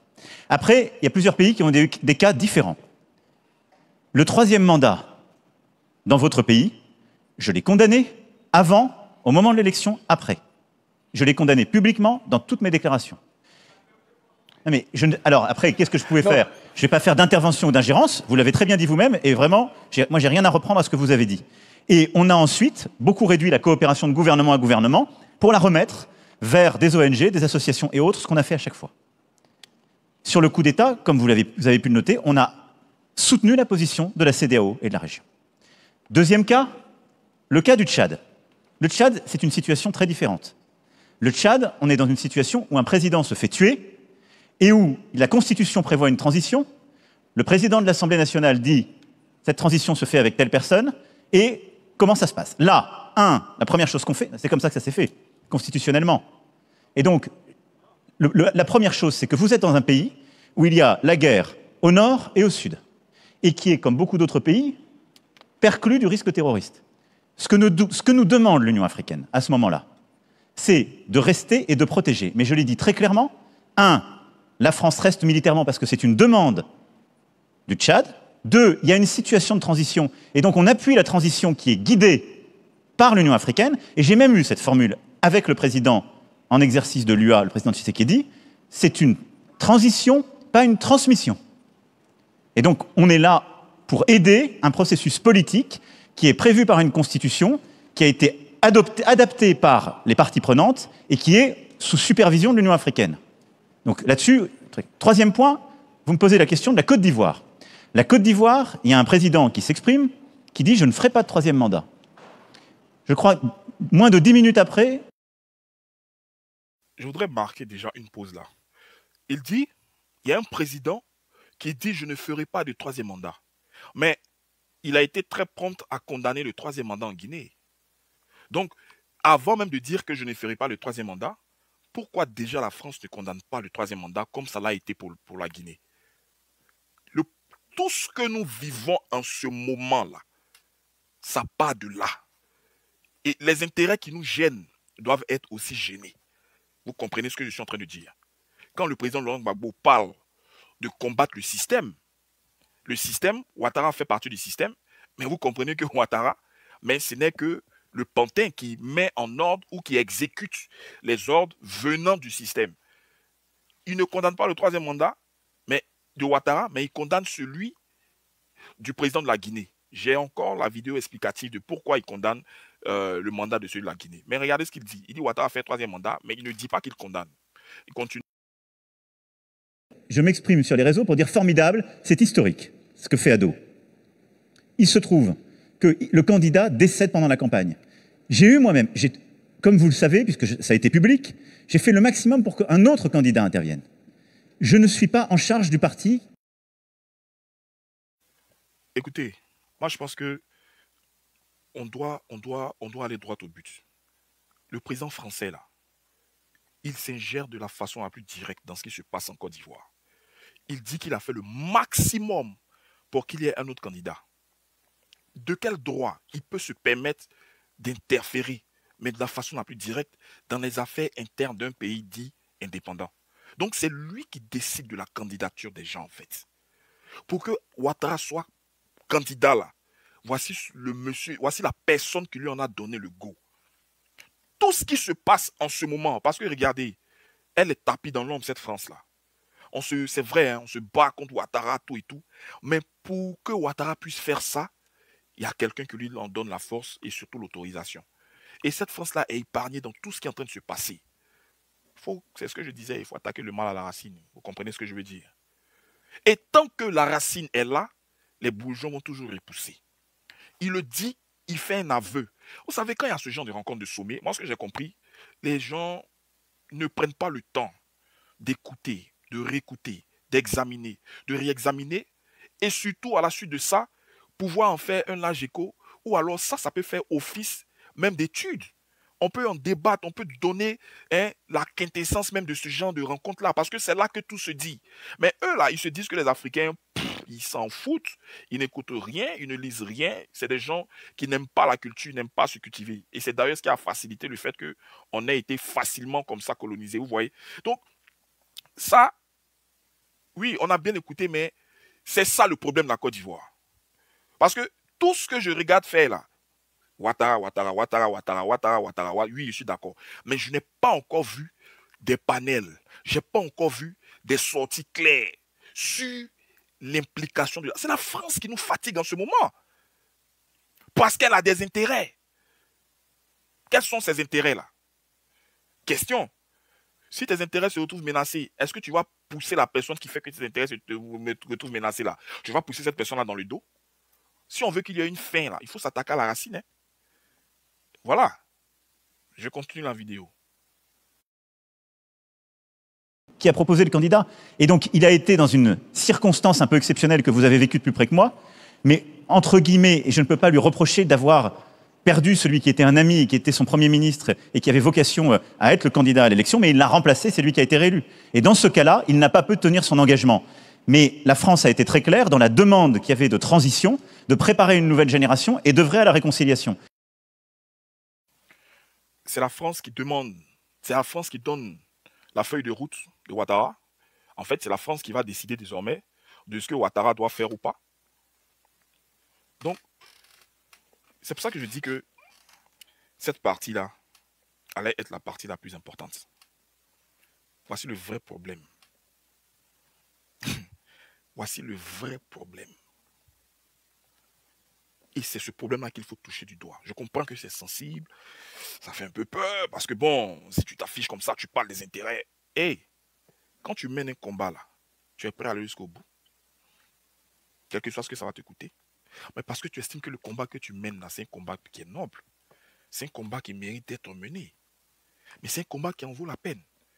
Si tu combats pour protéger tes intérêts à toi au détriment de l'intérêt général, c'est qu'il ne faut pas combattre. C'est qu'il faut pas te. C'est que ne viens pas. Ne viens pas. C'est que laisse le combat. Voici la racine.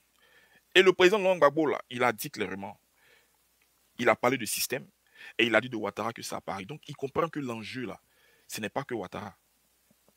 Sinon, c'est vrai, on va se débarrasser de Ouattara, mais les bourgeons seront toujours là. Il y aura une repousse quelque part. Il faut définitivement bouter hors de la Côte d'Ivoire, mais la France.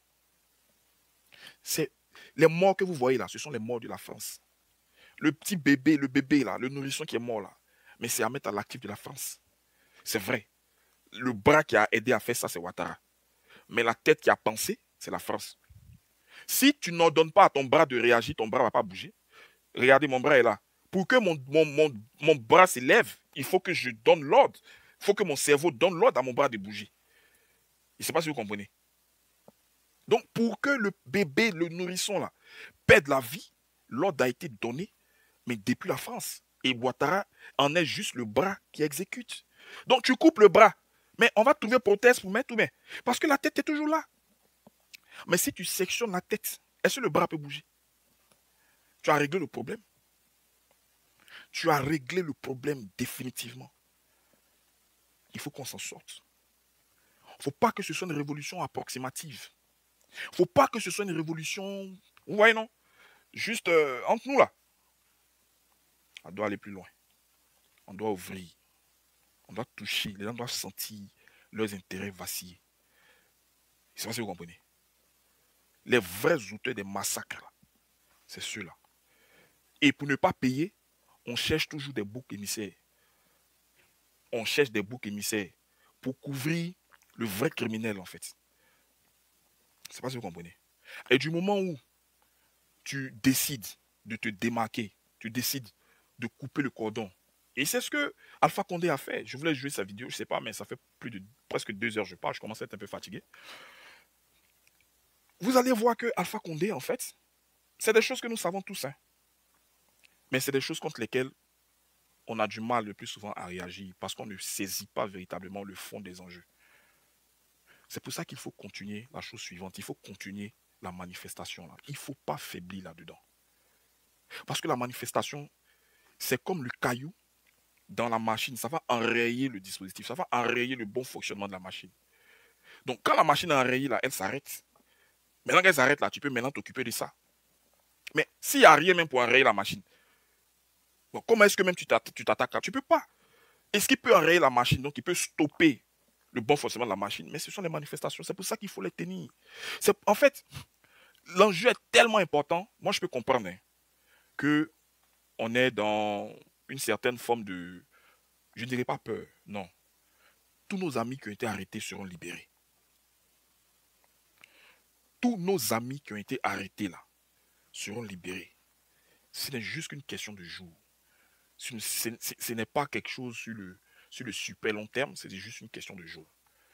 Je suis convaincu que les Africains, les Ivoiriens, en tout cas les Africains d'où qu'ils viennent, quelles que soient leurs origines, ont fini de comprendre que leur malheur, c'est bel et bien la France. Voilà. Les valets là, ils sont là et pour appliquer tout ça, on va s'attaquer à eux, je suis d'accord, ils vont tomber, ça c'est sûr. Ouattara, il est fini. Hein. C'est un homme fini. Ah non, ça je vous le dis. C'est un homme fini. Vous savez, quand tu ne peux pas t'attaquer à ton adversaire de façon frontale, c'est parce que tu reconnais qu'il te domine, tu reconnais qu'il est plus fort, tu reconnais qu'il est au-dessus de toi. Laurent Gbagbo est là, il se promène à Abidjan. Il n'y a pas mouche, il n'y a rien qui peut lui arriver. Vous savez pourquoi? Parce qu'il a déjà pris le dessus. Mais pour pouvoir acter ce fait-là, c'est à nous maintenant d'accompagner le mouvement par les manifestations que nous avons commencées. Il faut tout bloquer, il faut tout paralyser. Il faut créer l'état d'instabilité. Ça va ramener les gens sur la table et ça va redéfinir la politique, ça va redéfinir certains éléments. Et ça va, surtout le but escompté, ça va éjecter Ouattara du jeu. Sinon, si vous pensez qu'eux, ils pouvaient arrêter Gbagbo, il est arrêté. Ah oui, il est arrêté. On l'a vu, le président Henri Konan Bédié, ils se sont sentis beaucoup plus forts vis-à-vis de lui. Voilà, vous avez vu ce qu'ils ont fait et tout ça. Laurent Gbagbo, il donne. Il dit quoi?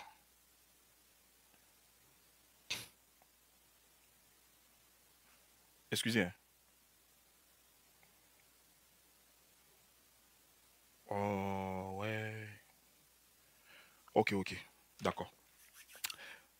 Ok, oui, oui, oui, oui. Je viens de voir ça. Désolé, donnez-moi une seconde, s'il vous plaît.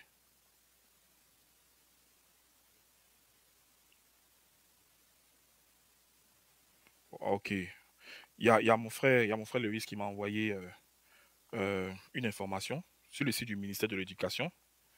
Et on donne la parole à des jeunes. En fait, on les utilise. Voilà. On utilise les enfants là à passer un message. Ça dit, voici, les gens n'ont plus de limites. Ils vont se servir même de jeunes gens, des enfants, pour passer des messages dans le cadre de la situation. Et c'est de dire que non, il faut que... Vous voyez, tout ça, c'est l'instrumentalisation. Et ça doit faire office même d'un autre panel. Ça, il faut qu'on en parle en long et en large. En tout cas, je vais me faire fort de relayer cette information-là dans le panel et tout ça. Donc, je suis en train de dire la chose suivante. Si les gens pouvaient arrêter Laurent Gbagbo, ils l'auraient arrêté. Si vous voyez qu'ils ne le font pas, mais c'est parce qu'ils les dominent. Ils savent que c'est la ligne rouge, c'est le point de non-retour. C'est la ligne à ne pas franchir. Ils ont compris que... Donc, si on a un adversaire qui déjà sème la crainte, si nous, on a un atout qui est Laurent Gbagbo, mais qui sème la crainte dans le camp de Ouattara, mais c'est lui qu'il faut accompagner. Regardez, c'est hier qu'il a donné l'annonce de la réunion du CSP. Pourquoi vous ne vous posez pas la question de savoir pourquoi ils ne sont pas allés barrer la route qui mène au siège du PPACI? Ils pouvaient barrer ça la veille, de vous à moi. Ou bien, c'est hier, si les gens voulaient se cacher là, ils allaient s'appeler. Si les gens voulaient se cacher, ils allaient s'appeler pour dire, ah, c'est comment? Demain, on a, comment on appelle ça? On a une réunion là. Ils allaient le faire. Parce que quoi, ils ont peur, ou bien, genre, on peut les arrêter. On a fait communiquer, on a rendu ça public. Le président Gbagbo a signé, dit demain, tous mes gars du CSP, on se trouve au siège. Vous connaissez où c'est, on se trouve là-bas, 9h pile, que personne ne manque. Vous avez vu Mouche qui a volé? Celui qui est derrière les manifestations là, il dit demain, on se rencontre. Tout le monde, tous les gars qui sont concernés, on se trouve là-bas. Il y a une mouche qui a volé. Pourquoi la veille, ils ne vont pas barricader le coin? Et puis c'est le lendemain, ils vont faire ça. Les gens ont peur du président Laurent Gbagbo. Ils connaissent, ils savent. À Palo en train de gueuler. Celui qui se cache, il ne se cache pas, il est à Abidjan, frère. Va l'arrêter. Donc, si le président déjà les dompte par sa façon de faire la politique et qu'ils ne peuvent pas en venir à bout, et que lui nous demande des sorties, c'est pas il s'est géré quelque part. C'est vrai, ils vont nous arrêter, c'est vrai. Mais vous savez, une libération, la révolution, c'est les larmes, c'est le sang, c'est la sueur. C'est très compliqué. C'est l'endurance, c'est l'abnégation, c'est la résilience. Ça coûte vraiment. Parce que c'est cette indépendance-là dont on a vraiment besoin.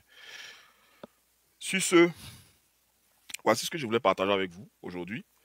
J'ai fait parler dans la journée, donc peut-être si j'ai encore la force, par la grâce de Dieu, je vais pouvoir me reconnecter ce soir, ou bien peut-être si Tanguy, mon frère Tanguy veut prendre le relais, il prendra le relais, et puis bon, on va continuer d'alimenter. Mais sachez que là, on tient le bon bout. Ceux-là, ils sont faits, ils sont finis. Ne vous laissez même pas, je veux dire, ne vous laissez même pas inquiéter même. Faut regardez-les avec le regard du président Laurent Gbagbo. Il les voit comme des gens finis.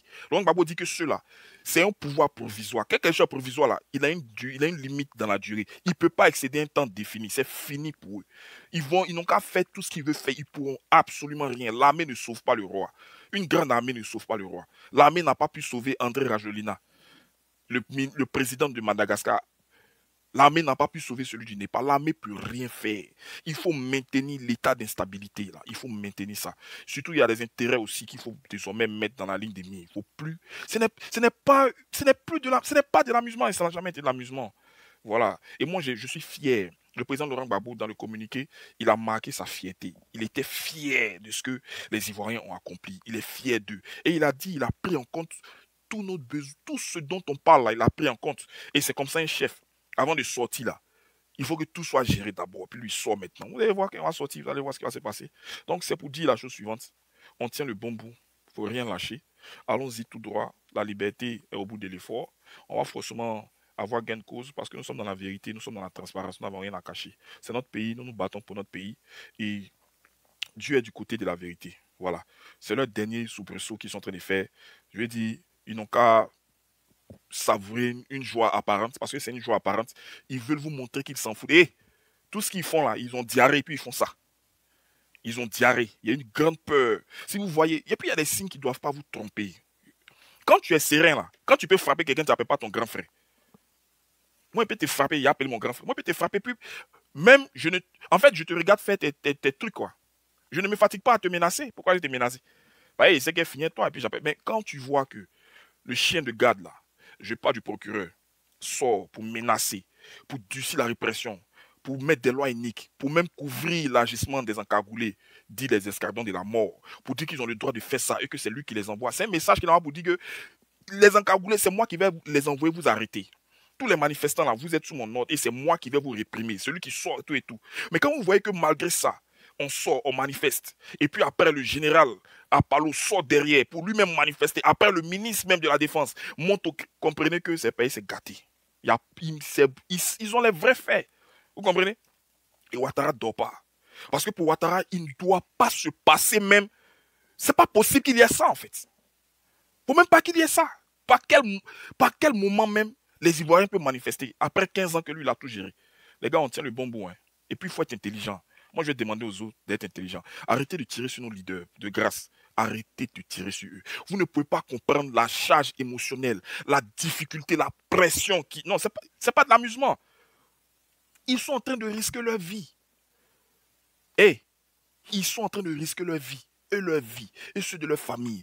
Ils ne comptent plus en définitive. Ils ne le font pas forcément pour leur ventre. Hein. Bah, si c'était pour leur ventre, ils auraient appelé Ouattara à côté. On me donne des milliards. C'est rien. Et puis ils se rangent. Mais d'autres l'ont fait. Mais eux, non. On les arrête. Est-ce que les leaders Kwasi là doivent se retrouver en prison? Aujourd'hui, là.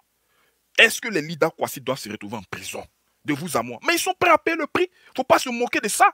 Il ne faut pas, parce qu'on a une caméra et on est assis en France, on va insulter nos leaders. Arrêtez ça. Hein. Il faut être réfléchissez un peu. Ou bien c'est quoi qui vous manque dans la cervelle? Si vous ne pouvez pas accompagner le mouvement, la foutez la paix. On n'est pas là pour se faire, je ne sais pas moi, une place au soleil, chercher à faire la stamania ou bien à se récolter des vues. Le problème est plus sérieux que ça. C'est à nous d'encourager nos leaders. C'est à nous de leur dire nous sommes avec vous. On sait que vous êtes dans la fournaise, mais bientôt, on croit que le combat que vous menez sera le bon parce qu'on sera au taquet avec vous. Mais je vois d'autres qui s'attaquent à nos leaders. Comme si eux là, ils peuvent faire quelque chose. Quand tu es trop fâché et tu estimes qu'il y a une situation qui ne change pas, mais toi-même tu t'en changes la situation. Avion va toujours à Abidjan, non? Est-ce que l'avion a cessé dans l'Abidjan? Donc, il faut aller et puis tu as chien là-bas. Laissez les gens qui ont décidé de payer le prix là. Il faut les laisser en paix si on ne peut pas les accompagner. Moi, je ne suis pas d'accord avec ça aujourd'hui. Je ne suis pas d'accord avec ça demain. Je ne veux pas qu'on tape sur nos leaders là. Il ne faut pas le faire. Nous, on a des informations sur comment ils... C'est difficile, hein? Vous amusez même pas. Ce qu'ils traversent, vous ne pouvez pas. Vous voyez les quoi et tout ça en train de se faire battre en prison. Ils ne peuvent même pas se soigner. Les gens sont malades et puis ils sont là, mais ils tiennent le coup. Aboudama Sangara, il est mort pourquoi? Hein? Et dans quelles conditions d'ailleurs? Donc arrêtons ça, arrêtons ça. Il y a un combat qui est le nôtre. Il y a des leaders qui sont au devant. Ce qu'on fait, on fait ce qu'on appelle un bloc équipe. Ça veut dire quoi? Ça veut dire que le bloc équipe est la partie fondatrice qui soutient le leader. Parce que c'est le leader qui porte la vision. Et donc la force qu'on apporte au leader là, c'est ce qui lui permet de faire réussir la vision. Mais tu ne peux pas l'aider et tu l'accables. Tu le mets en minorité. Tu l'insultes. Tu le fais... Il faut être intelligent. Il ne faut pas qu'on soit bête comme les gens du RDR. Eux, ils sont bêtes et eux, ça se comprend. Mais pour nous, là, il faut respecter cela. Moi, honnêtement, ça ne me plaît pas. Et comme je ne suis pas le genre de personne à mettre une photo derrière moi et puis insulter, je ne dis pas que ceux qui le font, ils ont des raisons, chacun a ses raisons, mais je vais faire comprendre la chose la plus simple possible. On est dans une lutte. Une lutte, on ne se disperse pas. Une lutte, là, chacun ne bataille pas de son côté. Une lutte, elle se fait ensemble. Et c'est le poids de la majorité qui l'emporte toujours. Et une lutte a besoin d'une tête. Une lutte a besoin des gens qui vont mener la lutte. Donc, c'est à nous d'accompagner nos leaders. Il faut arrêter de prendre le bâton pour les battre. Il faut arrêter de les invectiver. Il faut arrêter de faire des vidéos pour les insulter. Ça ne vaut pas la peine. Ce n'est pas productif d'ailleurs. Au contraire, ça fait quoi? Ça affaiblit, ça fragilise, ça décourage. Ça crée d'autres... C'est pas tout qui se dit. On peut ne pas forcément être d'accord. Nous, c'est pas forcément avec tout qu'on est d'accord. Hein. C'est pas forcément certains points qu'on partage forcément. Vous voyez? Mais on a la vision commune. Et c'est ça qui est important. C'est ça qui doit prévaloir. Et c'est cette vision-là qu'on essaie de porter aussi. Sinon, il y a des points. Il y a toujours des points de discordance, il y a des points où on ne s'entend pas forcément. Il y a la marche à suivre que tout le monde n'adopte pas, où il y a des situations qu'on ne valide pas ensemble. Voilà, il n'y a rien qui fait l'unanimité de toutes les façons. Mais je pense qu'il faut respecter le combat que les gens font sur le terrain. Vous pensez que c'est facile d'être à la tête du PPAC et puis marcher dans Abidjan, quoi? Arrêtez ça. Arrêtez. Donc, c'est un cri de cœur, c'est amical, c'est fraternel. Ce n'est pas pour invectiver ou rabaisser ou insulter ou quoi que ce soit. C'est juste de dire qu'il y a une autre façon de faire les choses. Et on peut les faire autrement. On est d'une même famille. Et je pense que les problèmes doivent se laver, comment on appelle ça, dans le linge sale. Kémy dit, je suis d'accord avec vous, mais dites-moi, c'est quoi le rapprochement avec le GPS? Non, Kémy, il n'y a aucun rapprochement avec le GPS. Hein. Nous, on mène le combat à la libération de la Côte d'Ivoire. Ça là, il faut que ça soit sûr de tous. Voilà. Nous, on mène la libération de la Côte d'Ivoire. Ceux qui ont pris les armes pour Djala, ils vont répondre de leurs actes. Nous, on n'a pas envoyé quelqu'un aller faire rébellion. C'est la rébellion là qui nous a mis dans ça là. Ouais, c'est la rébellion qui a voulu qu'on soit dans une démocratie, non? C'est la démocratie là qui est là, non? Ou bien? Ah, donc normalement, eux, ils devaient venir profiter des fruits de la démocratie qu'ils ont mis là. Non, non, il ne faut pas qu'on s'épapille. Hein. Nous, on est très lucides. On est très lucides. Voilà. On est PPACI. Le PPACI est dans le front commun. On suit le guide. Ça ne veut pas dire que ça absout certains de leurs crimes. Ça ne veut pas dire ça. Ça ne veut pas dire que les gens sont blanchis parce qu'ils font la politique aujourd'hui. Ça ne veut pas dire ça. Il faut qu'on aille vraiment en rang serré. Voilà. C'est pour ça que je ne veux pas que, du tout dans nos seins, on tape sur nos leaders. Quand je dis nos leaders, je parle du PPACI. Hein. Voilà. Je parle parce qu'on voit que c'était sorti tout ça où on met à mal un peu nos leaders, les Steve. En fait, la plupart, quoi. Les gens ils ont déjà, ils souffrent déjà assez. Voilà, ils en font beaucoup quand même. Voilà, moi je peux comprendre ce que c'est, honnêtement, parce qu'on a on a des gens proches, voilà, qui sont dedans, tu vois. Donc c'est pas facile du tout, c'est très difficile, c'est compliqué. Avec Ouattara, il faut s'attendre à tout. Il faut vraiment s'attendre à tout. Donc moi je dis la chose suivante, il faut éviter ça.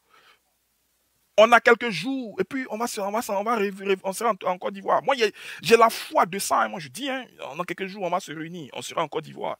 Parce que lui, là, il va tomber. C'est fini, ça n'est fini. Il va tomber. Voilà, il va tomber. Donc, ça, là, soyons sereins. Hein, accordons-nous. Accordons-nous. Et puis, on va pouvoir y arriver. Ça fait 2 heures dans l'auge que je parle. Vraiment, c'est pas évident. Merci beaucoup de m'avoir suivi. Merci à tous mes frères. Merci aux Ivoiriens. Moi, j'aime la Côte d'Ivoire. J'aime la Côte d'Ivoire profondément. À d'autres qui disent non, tu fais quoi là-bas? Mais bon, est-ce que quand on aime son pays, ça ne veut pas dire qu'on peut aller faire valoir peut-être son talent ailleurs? Moi, je veux dire que si le pays revient dans des conditions normales, nous, on va venir mettre notre petit savoir là à contribution. On va venir aider. Moi, j'ai plein. Tanguy, Soleil, Zara, on a d'autres amis et tout ça, Joe Campbell, Joseph, on a plein de têtes, je vous assure, hein, plein, moi je connais plein. On est malheureusement un peu partout, mais on est prêt à revenir aider, apporter notre pierre à l'édifice. Pas que nous, même tous les autres Ivoiriens, chacun là où il se trouve. Voilà, on veut revenir, retrouver notre pays et puis aider notre pays à se relever parce que vraiment, les gens, ils ont fait du sale. C'est parce que ce n'est plus vraiment le lieu de parler de tout ça, mais on allait faire le point économique de la Côte d'Ivoire. Vous allez voir l'état de comparaison entre un pays qui est sorti d'une crise en 2010 et puis un pays qui, dit-on, a amorcé un développement enviable par tous, mais surtout qui a un regain de vitalité sur le côté macroéconomique. Et puis, on allait comparer. Et puis, ça là, Tanguy, il faut qu'on y pense. Hein. Parce que quand les gens disent on est venu trouver un pays en lambeaux, ça me brûle comme tu peux pas imaginer.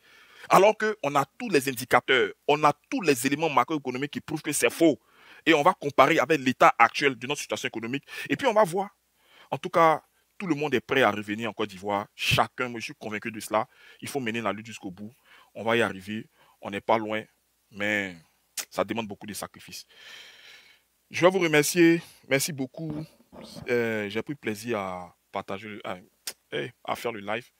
Moi, ceux qui veulent qu'on puisse interagir, vous pouvez m'écrire dans mon inbox tranquille. Voilà, il y a la politique que nous faisons, il n'y a absolument rien de personnel. Voilà, il n'y a absolument rien de personnel. On peut avoir des points de vue qui ne convergent pas, mais il n'y a rien de personnel, quoi. On peut s'empoigner par moments sur des idéologies différentes, mais on reste toujours ensemble, c'est la famille. On est de la famille du président Laurent Gbagbo, on est de la grande famille de la Côte d'Ivoire, et nous, ce que nous voulons, c'est que tout ça finisse pour que nous nous retrouvions ensemble. Merci beaucoup, j'ai pris beaucoup de plaisir à présenter ce live. Comme je le disais, je m'entends le faire chaque jour, si Dieu m'en donne la force, les ressources, l'intelligence, la capacité, parce que c'est ce que je peux faire, c'est ce que je peux apporter. Si je pouvais apporter plus, honnêtement, je l'aurais fait, vraiment. Je l'aurais fait. Et c'est vrai que on parle, on communique, mais il y a d'autres actions aussi qu'on fait. Donc on ne peut pas forcément dire ça là. Mais je veux dire qu'il ne faut pas rester